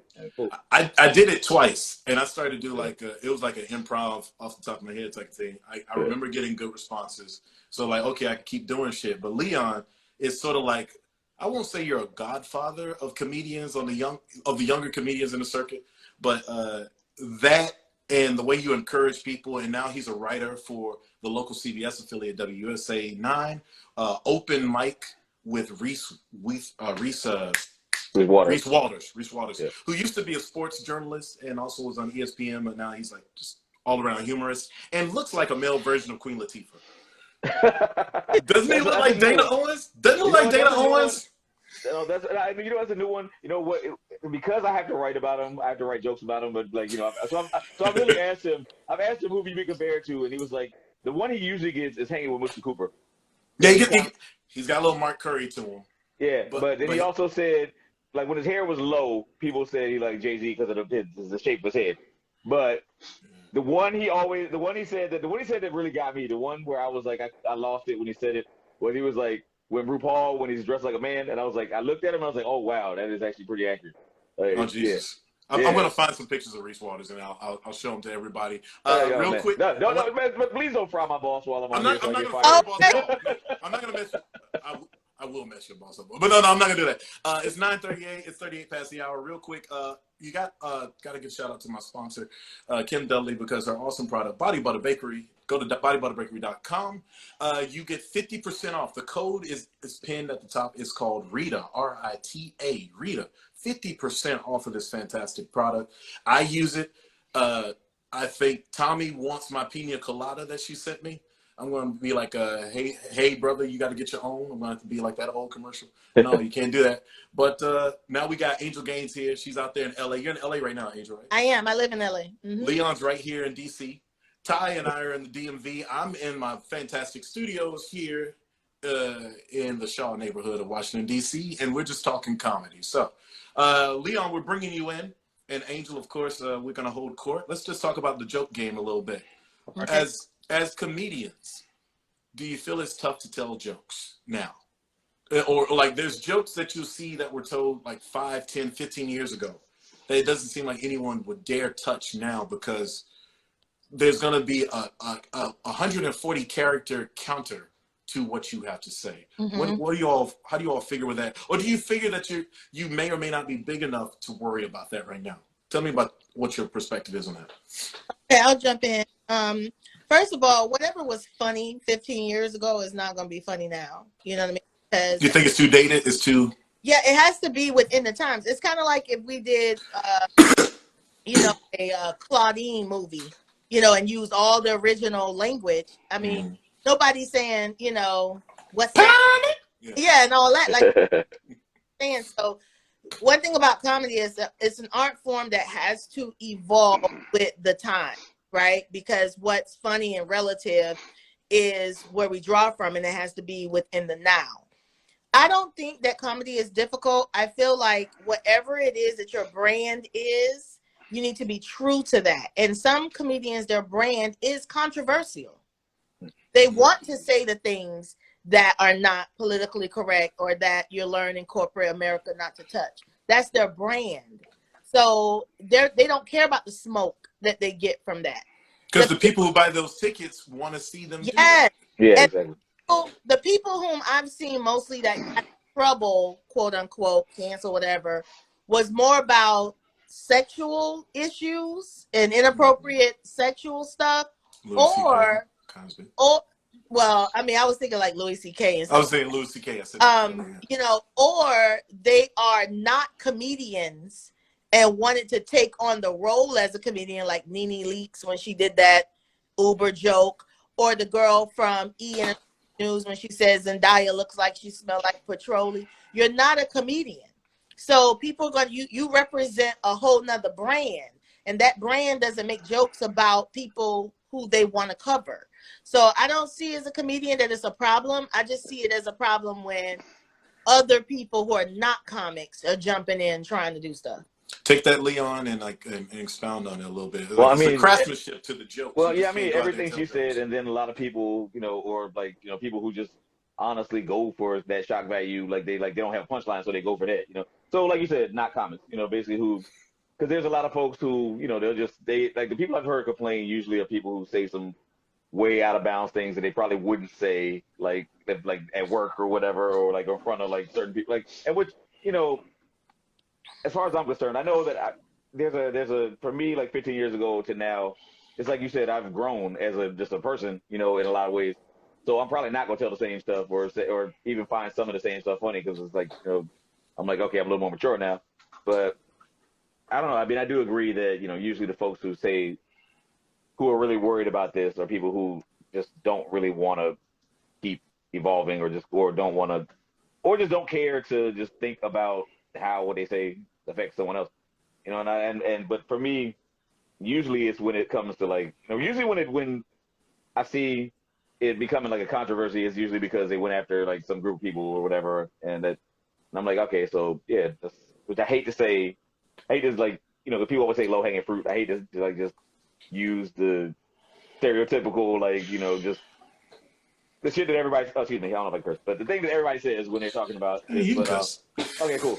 Well, yeah, you know, but I'm like, yeah, but that's kind of what it is. It's like, all right, so, you know, find a way to say it, but find your way to say it. You know, don't mess around and just say it like, you know, just you can say a whole lot if you're clever and you write, you know, a punchline that, you know, you can find a way to keep people engaged or whatever. And then you can say, like, Patrice O'Neal was a good example of somebody who used to basically just say all Oh kinds of God. crazy regular Oh stuff, God. but he would say it in a way that He you were was like, so okay, good wow, at this it comes though. together and it's hilarious, you Yes. know? So, So yeah, good at it. yeah, That's a comedian's comedian type of guy, right? yeah. Go I got, ahead, Ty. You got jump yeah, I in. got a question since you all were talking about like how long you were in the game. I see people who aren't even really comedians now on YouTube getting millions and millions of views, being able to influence because of the advent of technology, right? And one of my favorite people is like Long Beach Griffey. So he's not a comedian, but he'll do a skit for 1 to 2 minutes, who will touch on many different topics. He'd be on the verge of getting canceled. So my question is like, how is that transition from literally having zero technology at all to being able to use technology to help your brand? And what is that like for you, you know, Okay. incorporating technology? Okay. So, what I always like to shed light on when that question comes up, because it comes up a lot and it's a great question. What we have to understand is that anything that is on TikTok, YouTube, social media, those people are now influencers. That is their job. They are influencers. There are some influencers who are also stand-up comedians. Mm-hmm. They're not one and the same. And I think what happens is people on the outside said, wait a minute, this person is making me laugh. That means that they're a comedian. Just because someone makes you laugh does not make them a comedian. They need to say, I am a stand-up comedian and perform stand-up comedy in our medium, right?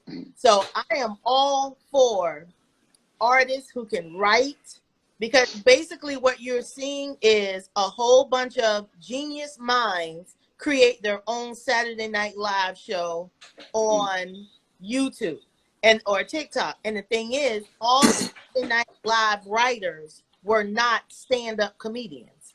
So like, I need people to understand that when you're in the comedy world, you don't, stand-up is just one form of it. Some people are sitcom writers, some people are commercial writers, some people ghost write jokes for other people. Some people write jokes and they never perform on stage, or they write movies that are comical, or they write, you know, those people who warm up audiences. Like Angel, you're right. Like Stephen Colbert is a comedian, but he's more of a comic performer and actor because he's never actually done a stand-up, but he's done improv. Those are different things as opposed to like it's a mic and I'm performing here. And it's almost similar to like people don't know what journalists are now in the blogging days. Right. Journalists are people who get facts from this person, facts from that person, get quotes from this, and like look it up. Now people who blog are considered journalists, and people confuse them. There's distinctions with differences. And you know what else? On top of that, with comedians, like when you ask a comedian, okay, what is a comedian and what is a comedian? They'll say, oh, a comedian, you know, is somebody who's working towards an hour special. Well, guess what? Jay Leno has never done a special. He has no interest. And he's a legend in comedy. So it's like once people stop trying to, comedy is one of those art forms where everybody has their own definition based on their region, based on how they came in the game, based on who they respect, based on how hard it was, or did they sleep on couches and do $25 shows in the back of a bowling alley? Everybody that don't come into comedy the same way. And so we got to stop, especially in our culture, this linear thinking that art has to be one way. I'm going to let homeboy talk because I can go. Yeah, and I got a question. Another question too. Yeah, before you give that question, Ty, I want Leon to answer this. About to start trouble. And then also look at how his boss looked like. When oh wow! Okay. You know what? Okay, you know what? Touche. All right, okay. You go ahead. You want me to send that to you? No, I'm good. No, I think you made your point. You made your point, brother. Carry on, Leon. Go ahead. No, that's hilarious, though. Yeah, man. So you hit the nail on the head. I mean, for real, because that's what the main thing that's really the only point I was gonna make was the fact that you know, it's not the same like, you know, doing something for YouTube as it is like getting on stage. But you know, you kind of like you gotta respect each thing because you still, it's something that like a stand-up can't necessarily build like 1 million followers by just jumping on Instagram and posting their sets or whatever. Just like somebody with the following as an influencer probably can't get on stage and like do 20 minutes of comedy without like working on the act or whatever. So it's two different. It's comedy, but it's just two different styles of it, two different variations of the art form. And like you said, you really said it perfectly because I had things to say when I was like, no, she's hitting that point. Yeah. All right, I'm good. I know because I'm so passionate about it because one thing because I also teach stand-up. I teach stand-up for flappers. Nice. They have an entity called. You mean like the 20s, the flappers, the dancers? Slappers or flappers? Oh, flappers. The dancers are flappers, right? In the 20s, 1920s? Yeah. It's a theme club on the 1920s based on Prohibition, right? Right. So they have an educational component called Flappers University where they teach different classes like late night comedy writing, all kinds of classes. I teach comedy, stand-up comedy 101, right? So one thing that I always instill in people is like, you know, getting education about your craft is not a bad thing. We still have comedians who feel like, well, you're not a real comedian because you went to school.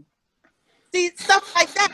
But then you'll have actors that go to Juilliard and you respect them. You get what I mean? Yeah. So what I'm saying is, it's still that art form where because we don't have a union, right? We don't have a SAG or anything. Comedians are making their own deals all the time, going through all kinds of, you know, horrible conditions, you know, getting booked out of town and the booker saying, oh, I can't get back home. You got to get home. Or we're going to split a hotel room, me and you, we got 2 beds.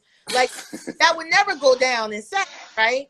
But because comics come from different, what I call like school of hard knocks, they all tend to feel like if you didn't come like me, then, you know, you're not a real comedian, which is, they might as well sell it in an NFT because there's no such thing as a real comedian. It's who you say you are and how you produce your art to the world. Ty, you have a follow-up? Yeah, can we start? Is it time to start trouble? Yeah, but we Yes, have to wait. Ty. But we have to Oh, wait 9 more it's minutes. been trouble. No, Go ahead. no, you need to start trouble now. I'm debating on whether to Okay. expand this show if my guests can stick around a little bit. But go. Question: Is Kevin Hart still funny? Absolutely. And was Tiffany Haddish ever funny? Absolutely. Yeah, both. Yeah. Absolutely. Both. Yeah. Both. Spoken like a man who may not have to work with any of them. I'm speaking as a man who has never worked with either one of them, but I honestly I respect them both. Especially Kevin Hart is just working like he is. That dude, like his work ethic is insane. And then both of them they both like everywhere right now, and they're both just working like crazy. I've only met I met Tiffany Haddish like very briefly once, like when everybody was here in DC for Dave Chappelle getting the Mark Twain Award. I briefly met her really quickly, but I've never actually met Kevin Hart. But honestly, no, I got all respect for both of them. And honestly, I respect. I really love Tiffany Haddish for what she's doing with the They Ready joint, because like she highlighted some awesome comedians, like some of them that I know who like have been grinding for a long time, and she put them on like Netflix and got like a national spotlight for folks who honestly have been killing it for a long time. So yeah. Angel, get in there. Yeah, I'm gonna say as a person who's worked with both of them, Kevin Hart indirectly, but I got a chance to meet him to thank him. He brought a whole lot of comedians to Just for Laughs Comedy Festival in Montreal, and I was one of the ones who had the opportunity to go. So one thing that's a huge comedy festival, by the way, in Montreal. That's great. And for him to have his own production there, and also when he filmed his other special there, is just major. So I want to say that, and then working with Tiffany, I've worked with Tiffany ever since before she was famous on the comedy scene out here. I used to substitute hosting for her rooms, and then also seeing her grind with HBO and things like that. So what I want to say to is, we gotta let Black people know that they have permission not to find someone funny, but also respect that other people do. We have this thing in our Black community where we like to pick comedians, and that's why I hate those memes that say one of them must go. Yeah, I hate those memes. Yeah, I hate those memes. It's like, the thing that I feel like they're like, well, why do other races progress so much differently in the arts than Black people? It's because we're not conditioned to have more than one star at a time. We want the one. That's why we can be in barbershops for hours arguing Kobe, Jordan, LeBron. Yeah. Why can't you just have them all? Yeah. Jordan. Just have them all. The answer is Jordan, though. Jordan. It really is MJ. But LeBron. I just want to argue with you. I just want to argue. We're conditioned, but what I'm saying is, when you deal with mainstream comedians, there are mainstream comedians that make so much money in comedy, you've never heard of them. They're not even your cup of tea, but they have a following. There's just satchels of money being made by comedians that you, like Angel said, you never heard of. Here's my take. Oh, yeah. Oh. My thing on Tiffany Haddish, I find her endearing, and I didn't used to find her endearing, but I was home for Christmas, and she was like there for Price is Right, like Price is Right primetime special. And I used to think that her "Hey, she ready" thing was too much, but I just saw her, and it's like there's something about her that just, it's winning. It's winnable. Whether she actually crafts jokes that are good for me, a 45-year-old Black man, maybe not, but I don't hate her. Kevin Hart, he's a working man. That dude is a machine. And the way he puts on other people as well, because he's very, he's always thinking about where he came from and wants to help other people as well. So that's my answer to that. Yeah, that's what I'm saying on, is that you got to understand, if you don't find somebody funny, they're not talking to you. Yeah, it's not always exactly. your comedian. Yeah, it doesn't mean they trash all the way around. But like, it's funny because there's so many people that's like, oh, you either the greatest of all time or you trash, and they do that with everything. They do it with singers, they do it with basketball players, they do it with everything. And we need LL Cool J to come out and just take away that acronym, because when he came out with GOAT, greatest of all time, everyone's using it for everything. Now we got to make comparisons. We always have to have a Rushmore. I'm tired of listing shit all the time. It's just, can't we just enjoy this ride? Yeah, true. It's like, they say comparisons of people's joy. That's like probably the realest quote I heard in a long time, because comparison just makes you not enjoy the greatness that's right in front of you. You know, so yeah. All right, so I'm going to ask some questions real quick. Leon, how much time do you have with us? I'm good, man. I'm home now, so yeah, I'm good. Yeah, you are home because you had a gig Yeah. earlier.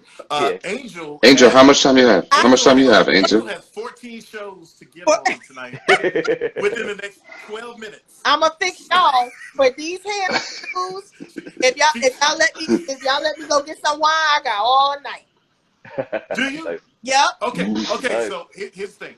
Look at Ty. He don't believe I already know. Yeah. Ty, she gonna get I the already wine know that trick. and her black ass is never coming back again. Because I tell you, the Negro is strong with this one. Like I said, the Negro is strong with this girl. Okay, watch this. Watch this. Y'all stay right there. Look, I'm gonna let you see the chair. Yeah. That frame about to freeze. That frame about to freeze. We never gonna see Angel again. No, guys, that is true. Did you hear us earlier? She double booked the show. Yeah, I definitely heard that. Yeah. There ain't nothing more Negro than that. She double booked the show. No, I mean that's also ADD. I've done that myself too. Like, yeah. But then again, because you do have ADD. So and Negro, so there's a little both for my. I got like I'm double afflicted. All right, boom.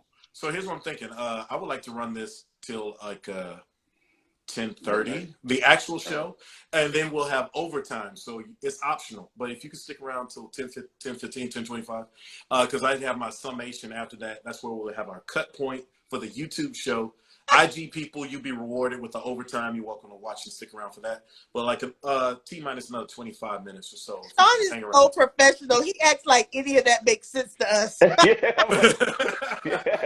hey, fools, y'all we all like there. That's I'm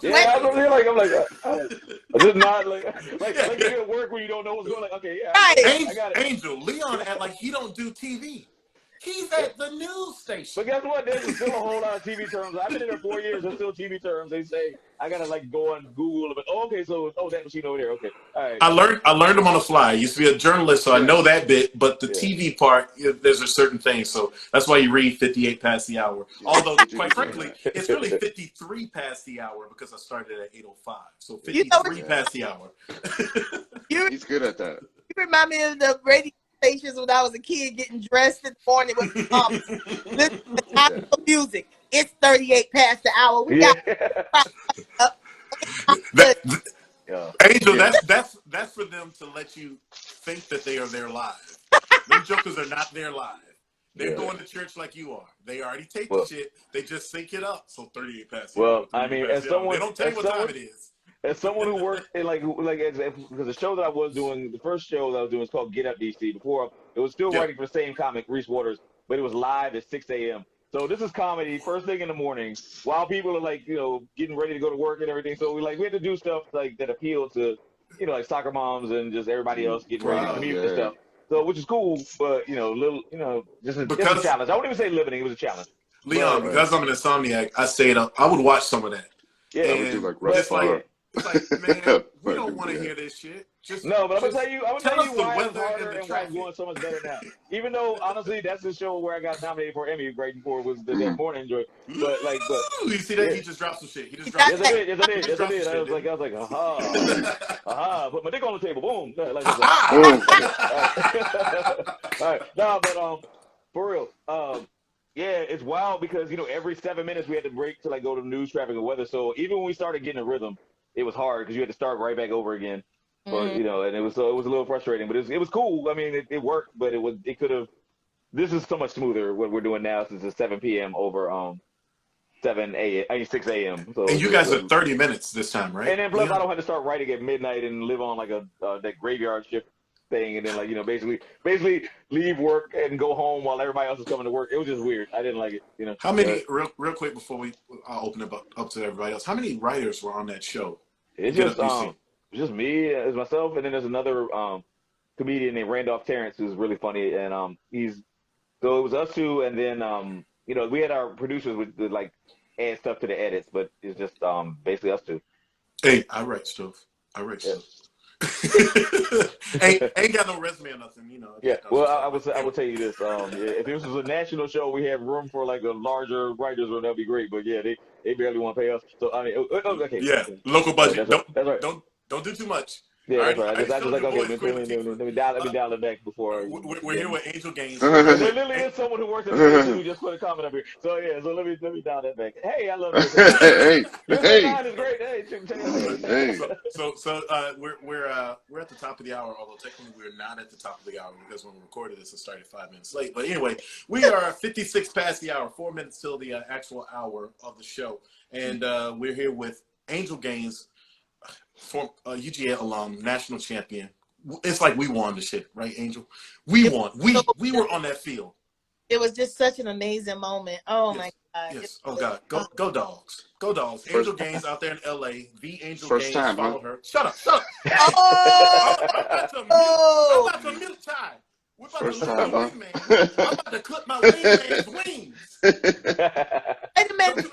Don't you interrupt national champions talking Who does national Ty champion stuff. Who does he represent? Oh, Ty is he's a different type of hater. He's a fucking New England Patriot. You know, with the Falcons had that. My original college team is Miami, the U. Oh, it's been a long time coming. Yeah, it's been a while. Y'all got your 40-year streak now because them while. ain't gonna win Like, it why are again. you talking? Like that's like, why are you talking? Like That's a private Oh, show. well, notice one person has been extremely quiet.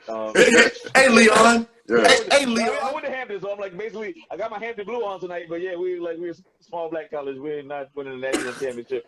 The Hampton ever. Pirates. Hold on, everybody. Hold on. Scrub it. I'm supposed to do this thing. All right. Top of the hour, basically. We're here with the Angel Gaines. At the Angel Gaines. We're here with Leon Scott. Leon, what is it? Is it at Leon Scott? It's at Listen to Leon. At Listen to Leon. There ain't no blacker name than that. And then you see him, it's like, where Leon at? and then you got Ty Wilson here. That's my wingman. Ty Wilson 21. Follow all three of us. We are sponsored. This is the Ty Show. Hell no. This is the Shawn Show. One of these days, I'll be more than just wingman. One of these days, I'll just. Ty has 14 Ty. shows, by the way. Ty is more popular than I am. So whatever. Whatever. Ain't listening to that. This is the Shawn Show with Tyrone. Presented by Body Butter Bakery. We have up till at least 10:30 till half past the hour, 50% off on the code. Ken is keeping our code open. 50% off on all of her products is fantastic. Angel looks like she's wearing it now because Angel looks like she hadn't aged since I saw her 20 years ago. She looks fantastic. But Body Butter Bakery, there's some mango lip butter bullshit. But not bullshit, but it's like really nice. It's like, oh my God. She said, it tastes like margarita. I'm like, holy! She has edible products. Her edible products are there. She should have told us that for during the Valentine's. We had edible products as well. So there's products you can eat. There's products you can. No, don't mind me. But I'm saying like it's one of the more fantastic gifts that we've ever had on our show. And I have 4 male Body Butter Bakery beard butters and. This one right here is. Oh, those are sexy. I love smelling those on the go. So there's a dude, like on the new Ready to Love, Clifton. He has a beard and it glistens, and it makes it glisten and it smells great. You like men with beards, Angel? I do. Are you beard gang? All game. All gang. Yeah. Low, long, whatever. I don't have. Yeah. Your penis gang. Your penis gang.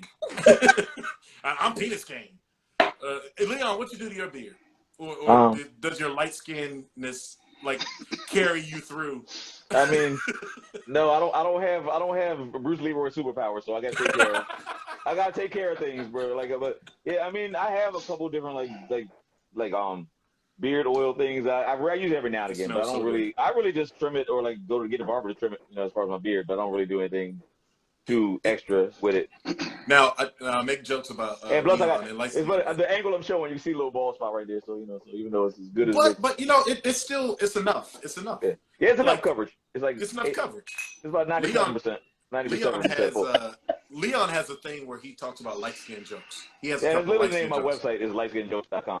So that's where you see my comedy up at is lightskinjokes.com. When did you acknowledge that light skinness? No, I mean, honestly, different. I'm sorry to interrupt. I'm sorry, finish. No, go for it. No, when did you acknowledge that light skinness should be a part of your act? Why is that? Well, I mean, I did the school bus in middle school probably. Yeah, the school bus in middle school. But yeah, For real, The because kids? that's how I actually found out it was funny. Because folks tried to joan on me, and then I'm crying back, and it Be faster than them, or just basically, I was just basically. Oh, sorry. Yeah, what just happened? Google You just earbuds came died. in stereo surround. What Hold on just for one happened? second. The sound went out. See if I can While put he's these waiting away. to answer that, while he's All right, give me 1 second. Hold on. okay. I'm putting in my order right now at Body Butter.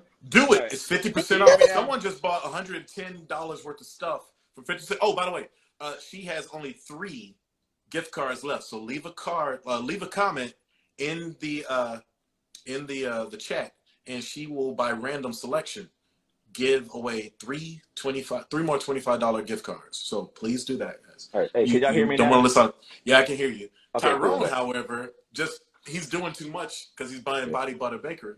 Right, and he's freezing up. yeah. But we're still well, here. So, Angel, you still there? To finish Yep. my thought about being beige. Cool.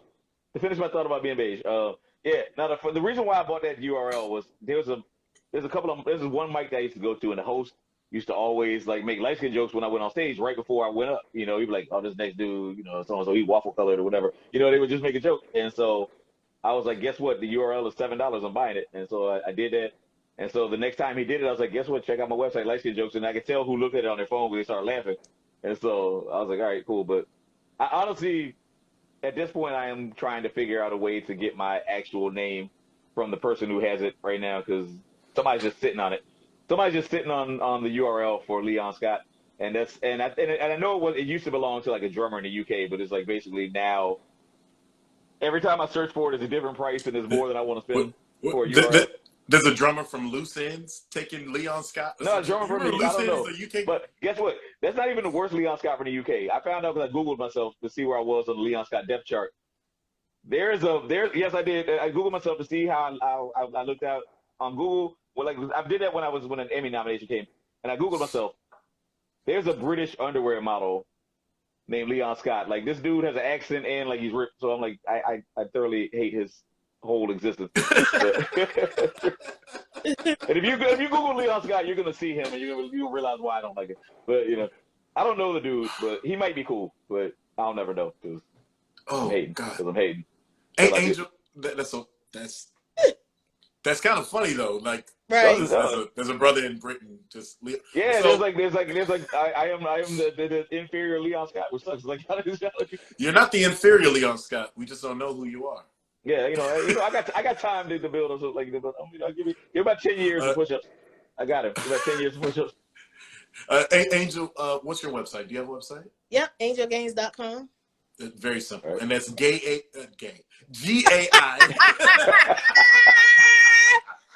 I ain't never seen nobody come out like that, Shawn. But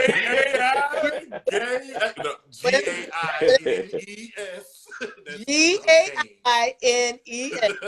I'm gonna put it in the chat. Oh, Lord have mercy. Pray for Yeah, Do that.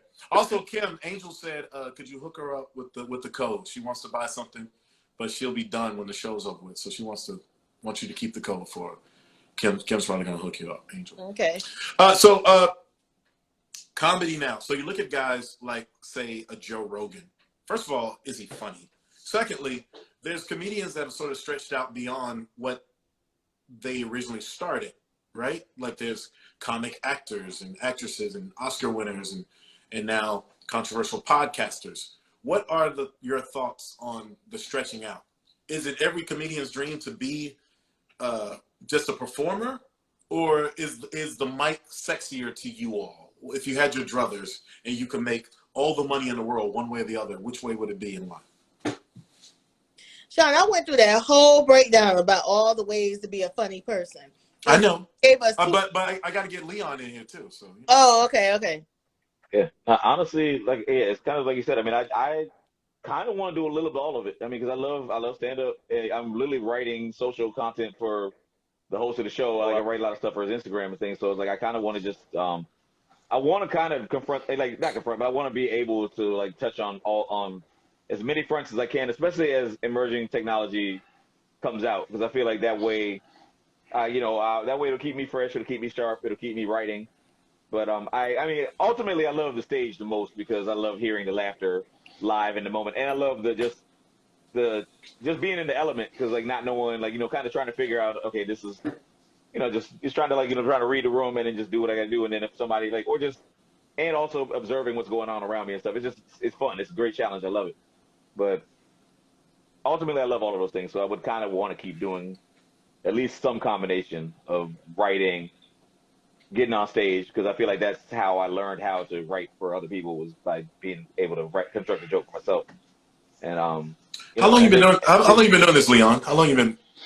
Well, I started it. Well, I mean, I wrote a blog years ago, but I mean, I didn't start getting on stage doing comedy. I was writing a blog that won some awards. It was called Listen to Leon. That's why all my social media is still at Listen to Leon. But I've been. First time I got on stage was like 2008 or 2009, but I didn't stick with it until like 2010, 2011. That's when I started doing it on a regular basis, around that time. Leon, you said you had a. Oh, so go ahead. No, I'm saying, so it's been over like 10 years now. So, but yeah, definitely, yeah. Before I get you in here, Angel, Leon, you said you had a story about how you bombed one time that you wanted to share. Oh yeah. You want to share that real quick? Yeah, I'll go ahead and tell it, because it was actually my first year in comedy. A friend of mine reached out, told me she had a cookout that she wanted to like book somebody, a comic for. And I didn't know any better. I was like, okay. She told me how much. She was like, oh, you make $250. And I was like, okay, cool, I'm gonna do it. And she was like, I need you to do 20 minutes. I had maybe 5 at best, 5 to 6 minutes.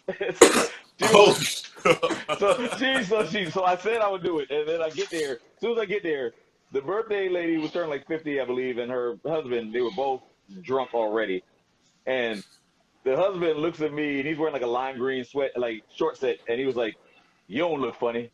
And so I was like, bro, your outfit looks hilarious. And so, like, I was like, I made fun of him, and he did not like it. People laughed, but he didn't. And so I was like, okay, so I'm off to a bad start already.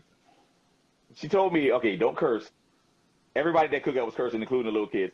She told me, she told me, this is where you're performing. It was right in front of like a moon bounce where kids were jumping and screaming.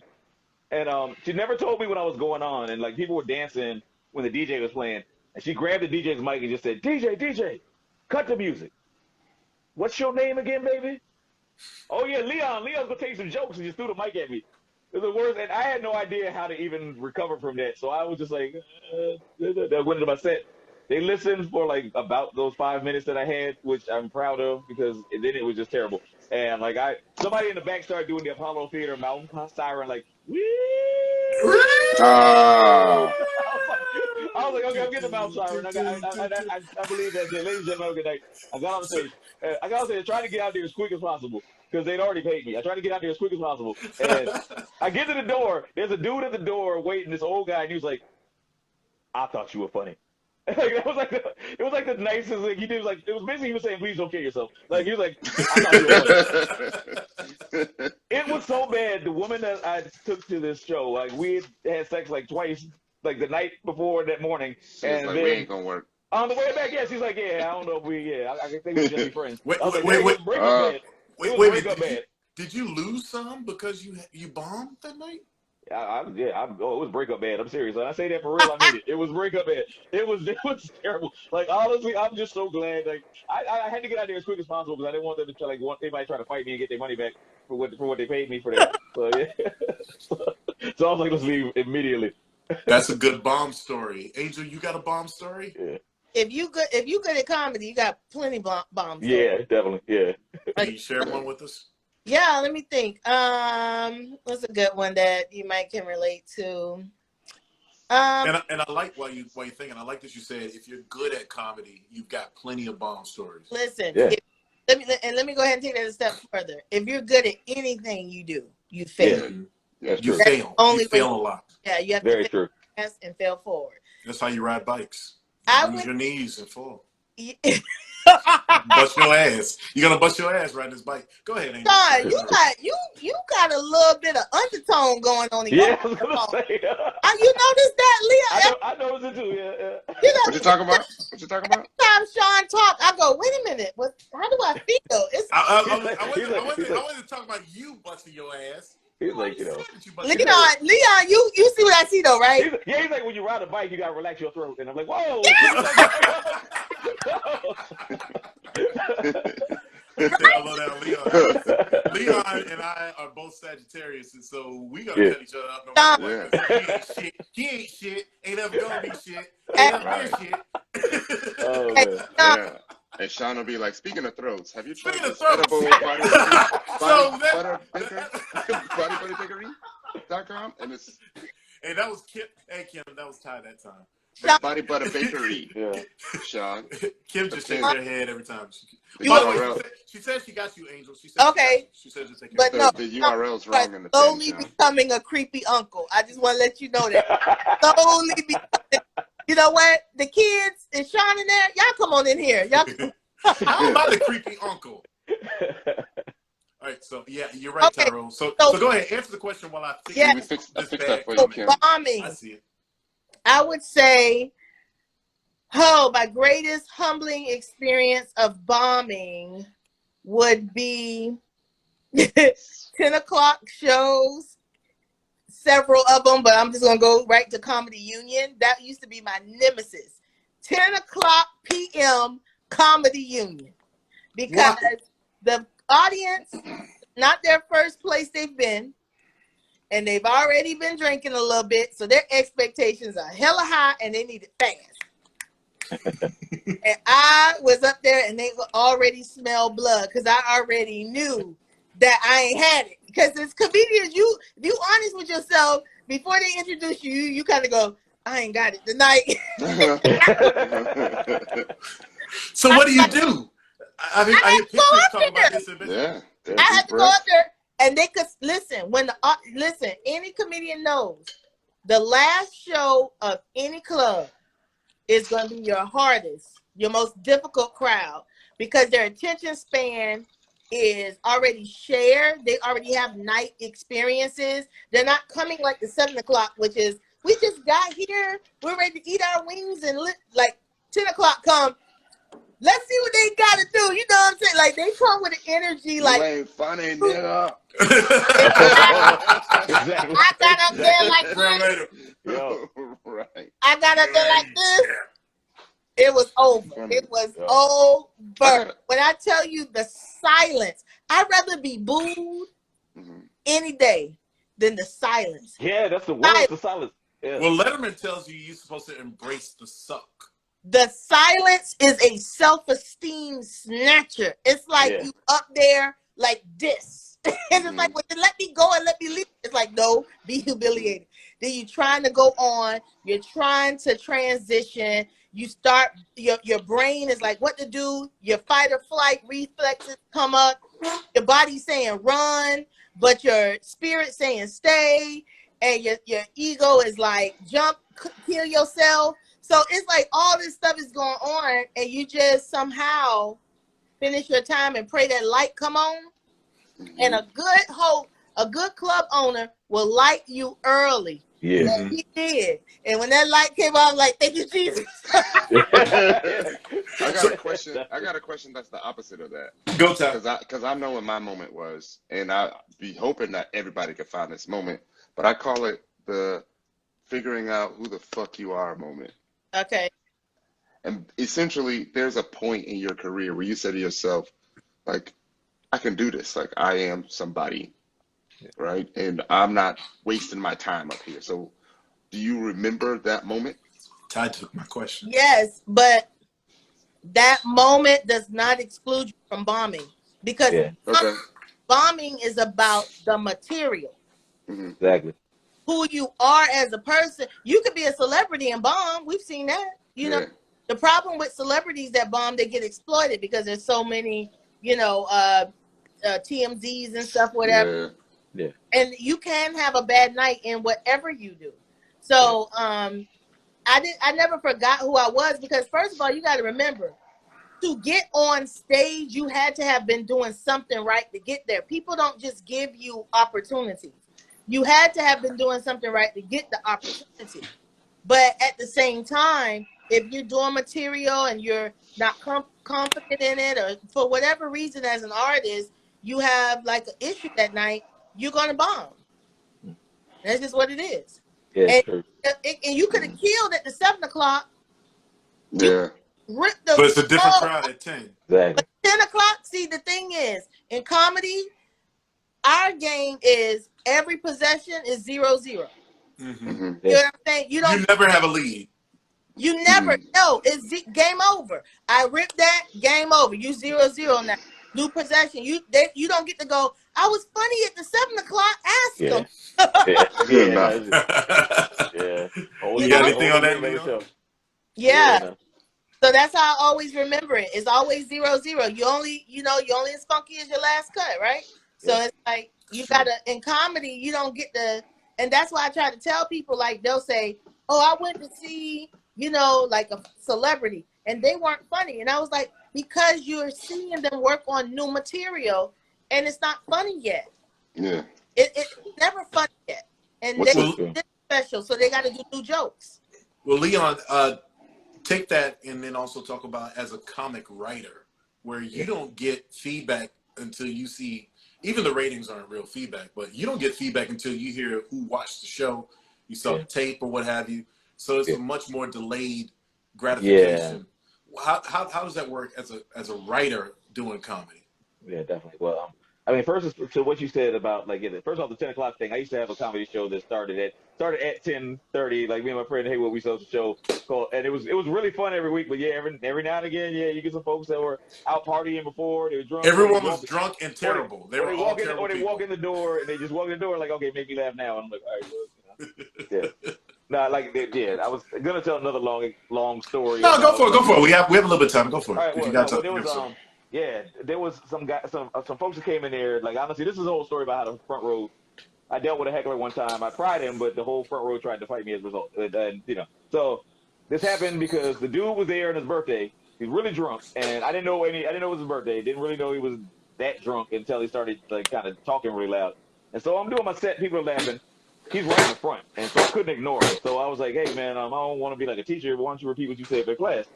And so he yelled out, "My nigga, you ain't funny." And so, once again, I was like, you know what it is? And I started frying his shoes and his pants and his shirt. And then I got to his hairline, and that was literally the line, because I said his hairline looked like the aerial view of a stadium, and I was like, dun, dun, dun, dun, dun, dun, dun, dun, dun, and I went over like this. So the audience, like, when I tell you they lost it, like white people were doing like Def Comedy Jam shit, like, oh, like white people were doing it. So I was like, when white people do it, yeah. So I was like, okay, I've won. But he got really pissed. He got very pissed. He literally tried to grab the mic out of my hand a couple of times, and and our stage was real low. So I was like, hey, bro, you need to sit back down. Don't get on the stage, because if you do, I'm literally going to throw you off, because that's what you don't belong on stage. So grabs me, puts his foot on stage, pushed him off stage, and he was drunk, so he fell. And then he started swinging, and the next thing you know, people came and broke it up. But nothing happened, thank God. But it's funny, every time I watch like a World Star video, I'm like, why do people like do this or act up? Like, why do people like go off after a fight? And then but then I was like, when I realized this whole melee happened and nobody actually landed a punch, first thing I did was just walk on the stage. I was like, I don't know. It was instinct. I don't know why that instinct was there to like just be the most like world star-ish person you ever see in your life after avoiding like, what could have been a catastrophe. But yeah, I just know that like basically I learned a few things from that, but just basically like when I deal with hecklers, if they could take a joke the way that they dish it out, they'd probably be comics themselves. So I'd already won the battle a couple times before, but I kept going. Maybe I should have probably just let it go at a certain point. But that brings up like the Cat Williams stuff, like in Detroit, where didn't he get beat up in Detroit? I don't know, but all I know is I'm glad I didn't, because they was like 4 of them. And I left the building looking around like, okay, are they going? Okay, so yeah. But okay, shifting gears, I guess, to answer the other question you asked me about TV writing. Yeah, go for it. Yeah, because even though I hate to go straight from fights to TV, but which is abrupt as transition. But yeah, no, I mean it's interesting because I just know when we first started the new show, we're getting feedback every day from like the vice president of the network. He would just say what he liked, what he didn't like, and he liked most of it, but he would give feedback on how to reach our target audience, because we had like an audience that we want to reach, which is like based a very local show, and so mainly we want to have like a lot of these stories hit people in DC, Maryland, Virginia, but like not really go too hard making fun of DC, Maryland, and Virginia, because it's easy to be like, okay, people in Virginia can't drive or whatever, and stuff like that. But so we had to try to find a balance, and also just help people get used to Reese, because it was a brand new show. So he wanted people to like basically kind of get to know him, get used to him. So we're getting feedback every day from that. We did get ratings feedback, but which was good. But it's wild because the show is doing better than anything they've had in that 7 p.m. spot, like pretty much ever. Mm-hmm. But what humbles you is when you realize that every night Wheel of Fortune's still kicking your ass because it's at the same time as Wheel of Fortune. And it was like, yeah, okay, so Yo, like that Pat like, Sajak, man. yeah, the senior citizens are not going anywhere. Like as long as Pat Sajak is there, they're going to keep watching. So yeah, so yeah, I don't know. So it's interesting. So you get feedback, but it's just I just try to be professional and not take like if it's criticism, I don't take it personally. I'm like, okay, well, let me just make an adjustment. This was I'm just doing the job. It's not like you said you're not funny because if that was the case, they wouldn't be paying me. But yeah, but I also know that feedback is a part of what you do. I'm not perfect either, so I want people to tell me what I can do better, or at least suggest these things so I can at least try and see how this works. And if it doesn't work, don't do it again. But if it does, then that's great. I just want us to get rid of that whole phase. Is this funny? Because I don't understand how it doesn't matter that it's you if the other person got 100,000 people that think it does. Like, is that Mm-hmm. question? Is one of If it's funny to you, that qualifies it as funny to somebody, right? But they're like if You you know what you're saying? success record, you know what I mean? Like in sports, if you look at their stats, do you say to yourself, "Is this a quality athlete?" Like I don't understand. Mm-hmm. Like in comedy, if you look at someone's career and they have an amazing success record, why is the question, "Are they funny?" Yeah. I just don't get it. Now it goes back to what you were saying earlier about how we do that with everything. Because like there's people out here who call LeBron a bum. I'm like, this dude is breaking all kinds of records. But I'm like, there's people that just that's Lily to go to. And I also know that just it's not creative. To me, it's just not creative when somebody tries to say like the first insult they have for comedians, oh, well, you ain't funny. I'm like, all right, well, a lot of people disagree with you, so like I'm confident in myself to know. But if that makes you feel better to try to like go at the one thing you think is gonna bother me. So I don't know. It's weird. It is real weird, and it is something that we need to stop. Like just everybody, like just Yeah. stop. Well, I'll say this, Shawn. What is difficult in comedy for me, because I don't want to come across like I don't have struggles. Mm-hmm. Corporate comedy and television, like late night, those are the most difficult for me because these are the ones where you're the most censored, not just because like cursing or not cursing, but because of who their sponsors are. If you have a joke about Tide and they're sponsored with, one of their rivals, you got to change that. If you you got to have all-inclusive jokes now, so it can no longer be nuclear family jokes. So when you would say, "Oh, I was on a date with a guy," you now you have to say, "I was on a date with a person," because that has to be. So it's not just business now; it's corporate. Yeah, corporate. Yeah, no, you're right about that. You're absolutely right. Because now you're talking about advertising dollars, and they have more at stake with having comedians on. Because when I submitted and then also you're heavily vetted. You have to send your act out, type out every word for word. You cannot, improvise or anything. Every word matters in corporate and in television. So that is why you're probably seeing a lot of comedians on late night shows that you're like, yo, this is, I get it, but not really. Because now it has been corporate vetted and it's taken out some of the fire that made it work. And these may not even be terms that are necessarily bad. Yeah. No, that honestly, for real, I mean, I'm only doing it on like a local level, but that has been the biggest challenge for me is the fact that like there's been things like I wrote some stuff about where there's a DC there's an app called Gambit here in DC, and it's like the worst gambling app ever. I don't even sports gamble, but everybody hates that app. And so it's terrible, but I made money off of it. Yeah, we made jokes. We made jokes about it, but then we were like, okay, let's make sure we're not running any ads from DC Lottery today because then we got to take this whole joke out. And I was like, okay, well, fair enough. And I get it because it's business, but it is a challenge, and sometimes it's frustrating because or even just if it's a little bit of innuendo.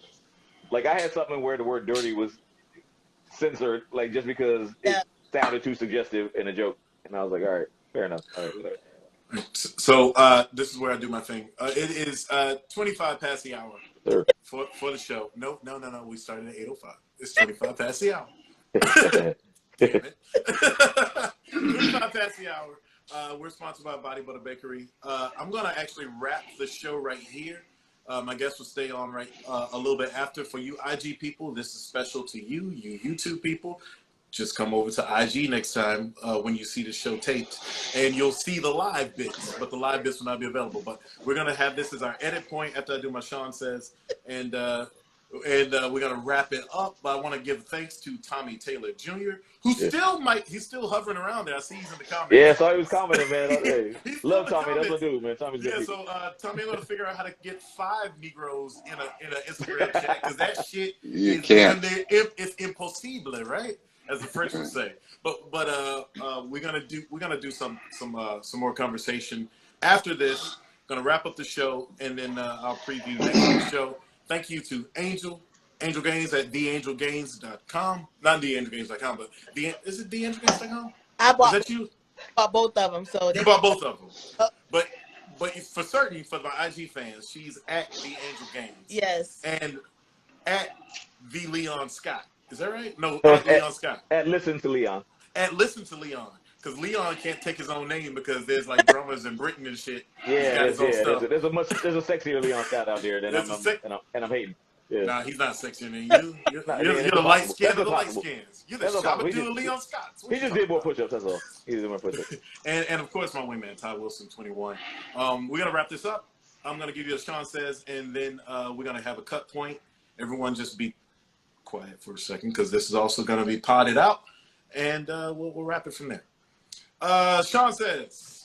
I have a little sign here that says Shawn Says. Uh-oh. Says Shawn Says. So, damn Instagram.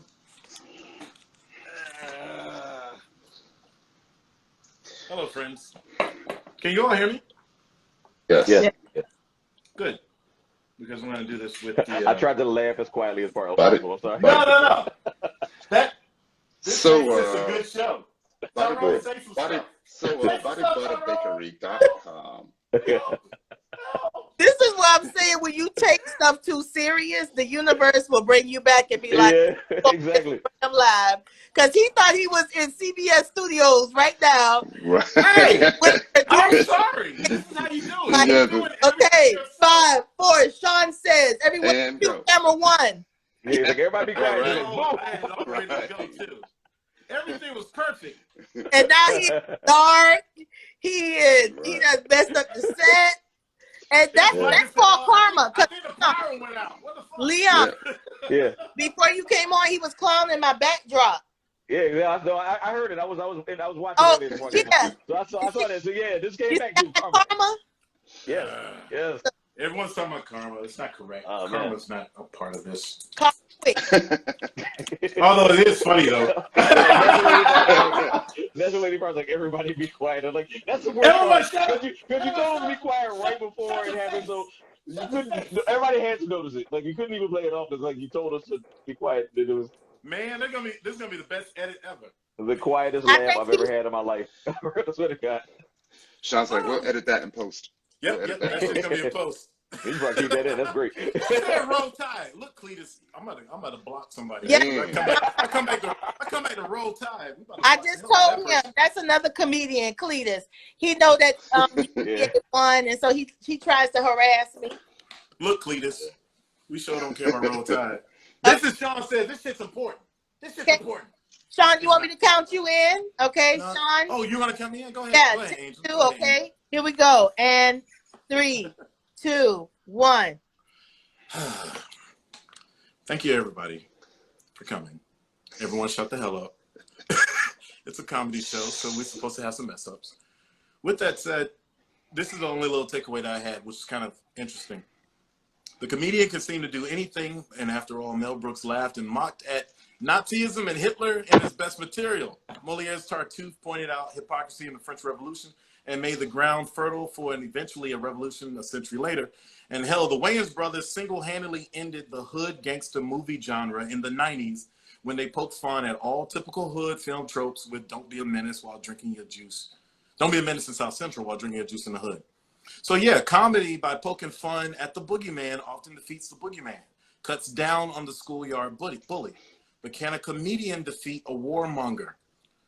We're about to find out. Why? Because, see, Ukrainian President Volodymyr Zelensky is a 44-year-old former comedian who is now president of Ukraine and has 190,000 Russian troops at his border.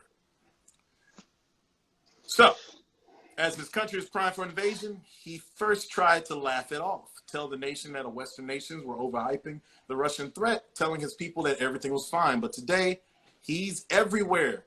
He's not cracking a smile anywhere. There's no joke to be told. Everywhere asking for harsh sanctions against Russia and money to support his cratering country and war supplies and munitions. Maybe you can't laugh off everything, but humor will be in short supply and will be desperately needed for the dark days, months, and likely years Ukraine faces. And that joint is no laughing matter. So good luck, my friend. Use comedy all you want. Gallows humor is the best humor in the times you're in. And in the times we're in, we always need to laugh. That wraps up the Shawn Show. Errors and all, because this is some bullshit. I like to thank my guests, Angel Gaines, Tommy Taylor Jr., Leon Scott, and of course my man Ty. And thank you for Tara Bryant for bringing us that bullshit TripAdvisor. And of course, Kim, thank you for Body Butter Bakery. The live will be going on now, and this is our edit point. Good night, everybody.